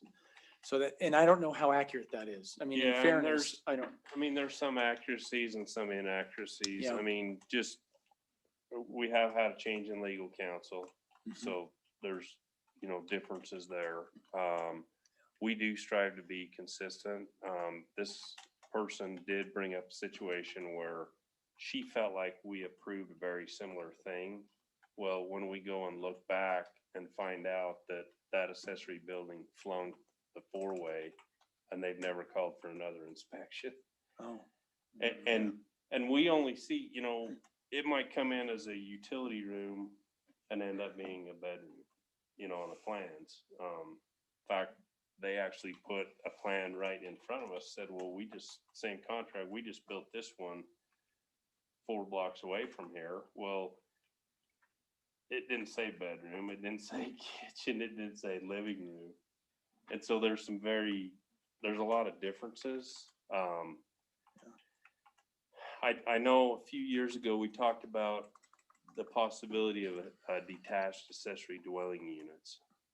My recollection was, and this is back when Jason Bond was here, my recollection was the council at the time was very concerned that a person could build a home, have a basement that had an accessory apartment in it. They could rent that out. And then if they went and built this detached building, you could essentially have 3 families on the same, could be a half-acre lot. But at that time, the council wasn't in favor of it. I know when we get to this on the general plan, that it's something that probably will come up on that element. I just wanted to kind of give a precursor, and we're already at 9:15, but it's something we're dealing with a lot. Yeah. At one point in time, we went to, okay, we're gonna say you can't have plumbing in your accessory building.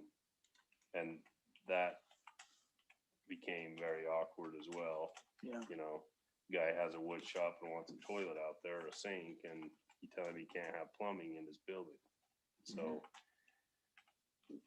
we got to figure out where these lines are drawn. I mean, there's building code issues if it's living area. There's different fire code issues, and there's a lot of things to deal with. And we know there's illegal ones out there, but if we know about it, we have to address it within the ordinance. So just wanted to bring that up right now and see where we go from here with it. Just a reminder, the Lone Peak meeting tomorrow morning at 7:30. I think I told you last meeting about new hire to replace Deanne, Heidi Jackman. She's doing an awesome job. We hired Ted's replacement today for code enforcement, or we hired him and his first day was today. His name is Tommy Youngblood. He spent 10 plus years in Park City doing code enforcement and then did another stint with the city, actually working in event management. Ted spent the day with him today and is going to spend another day or two with him. And he came back and said he's going to be awesome. Seems like a great candidate. Yeah. So Great. he knows codes and knows issues, and he sat in our meeting this morning, and it's like, I think every city deals with the same issues because he's like, yeah, we heard that just in a different zip code. So also Hey, Shane, is that still a part-time position? yes, As it was? yep, 20 hours a week. Thanks. We'll try to maybe bring him and Heidi in on Zoom or something at the next meeting, just so you can be introduced to them.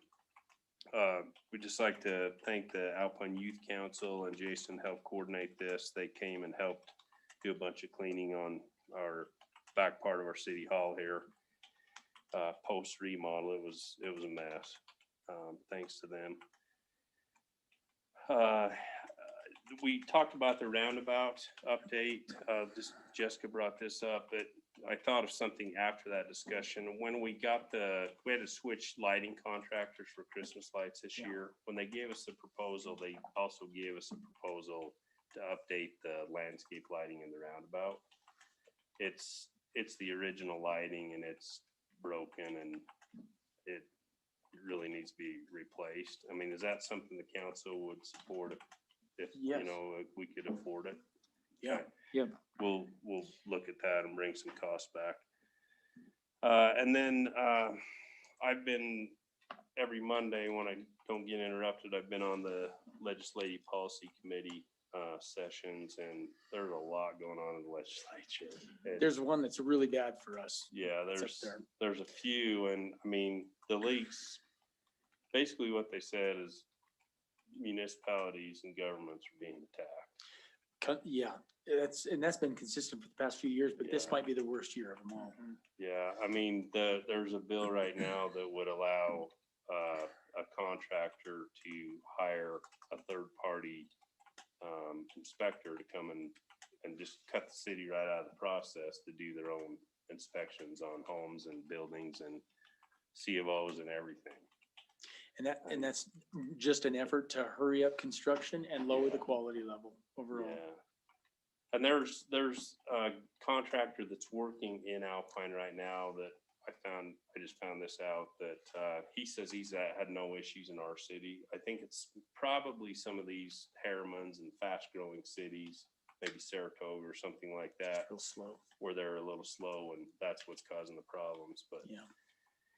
anyway, the league just every week, they're saying, please have your elected officials contact the other elected officials and give them input. And Well, and we just got finished talking about one of them. There's one on accessory buildings that would invalidate everything we've been talking about in regulations. So, and actually there might be parts of it that I'm not aware of, but I think we're fairly in line with it.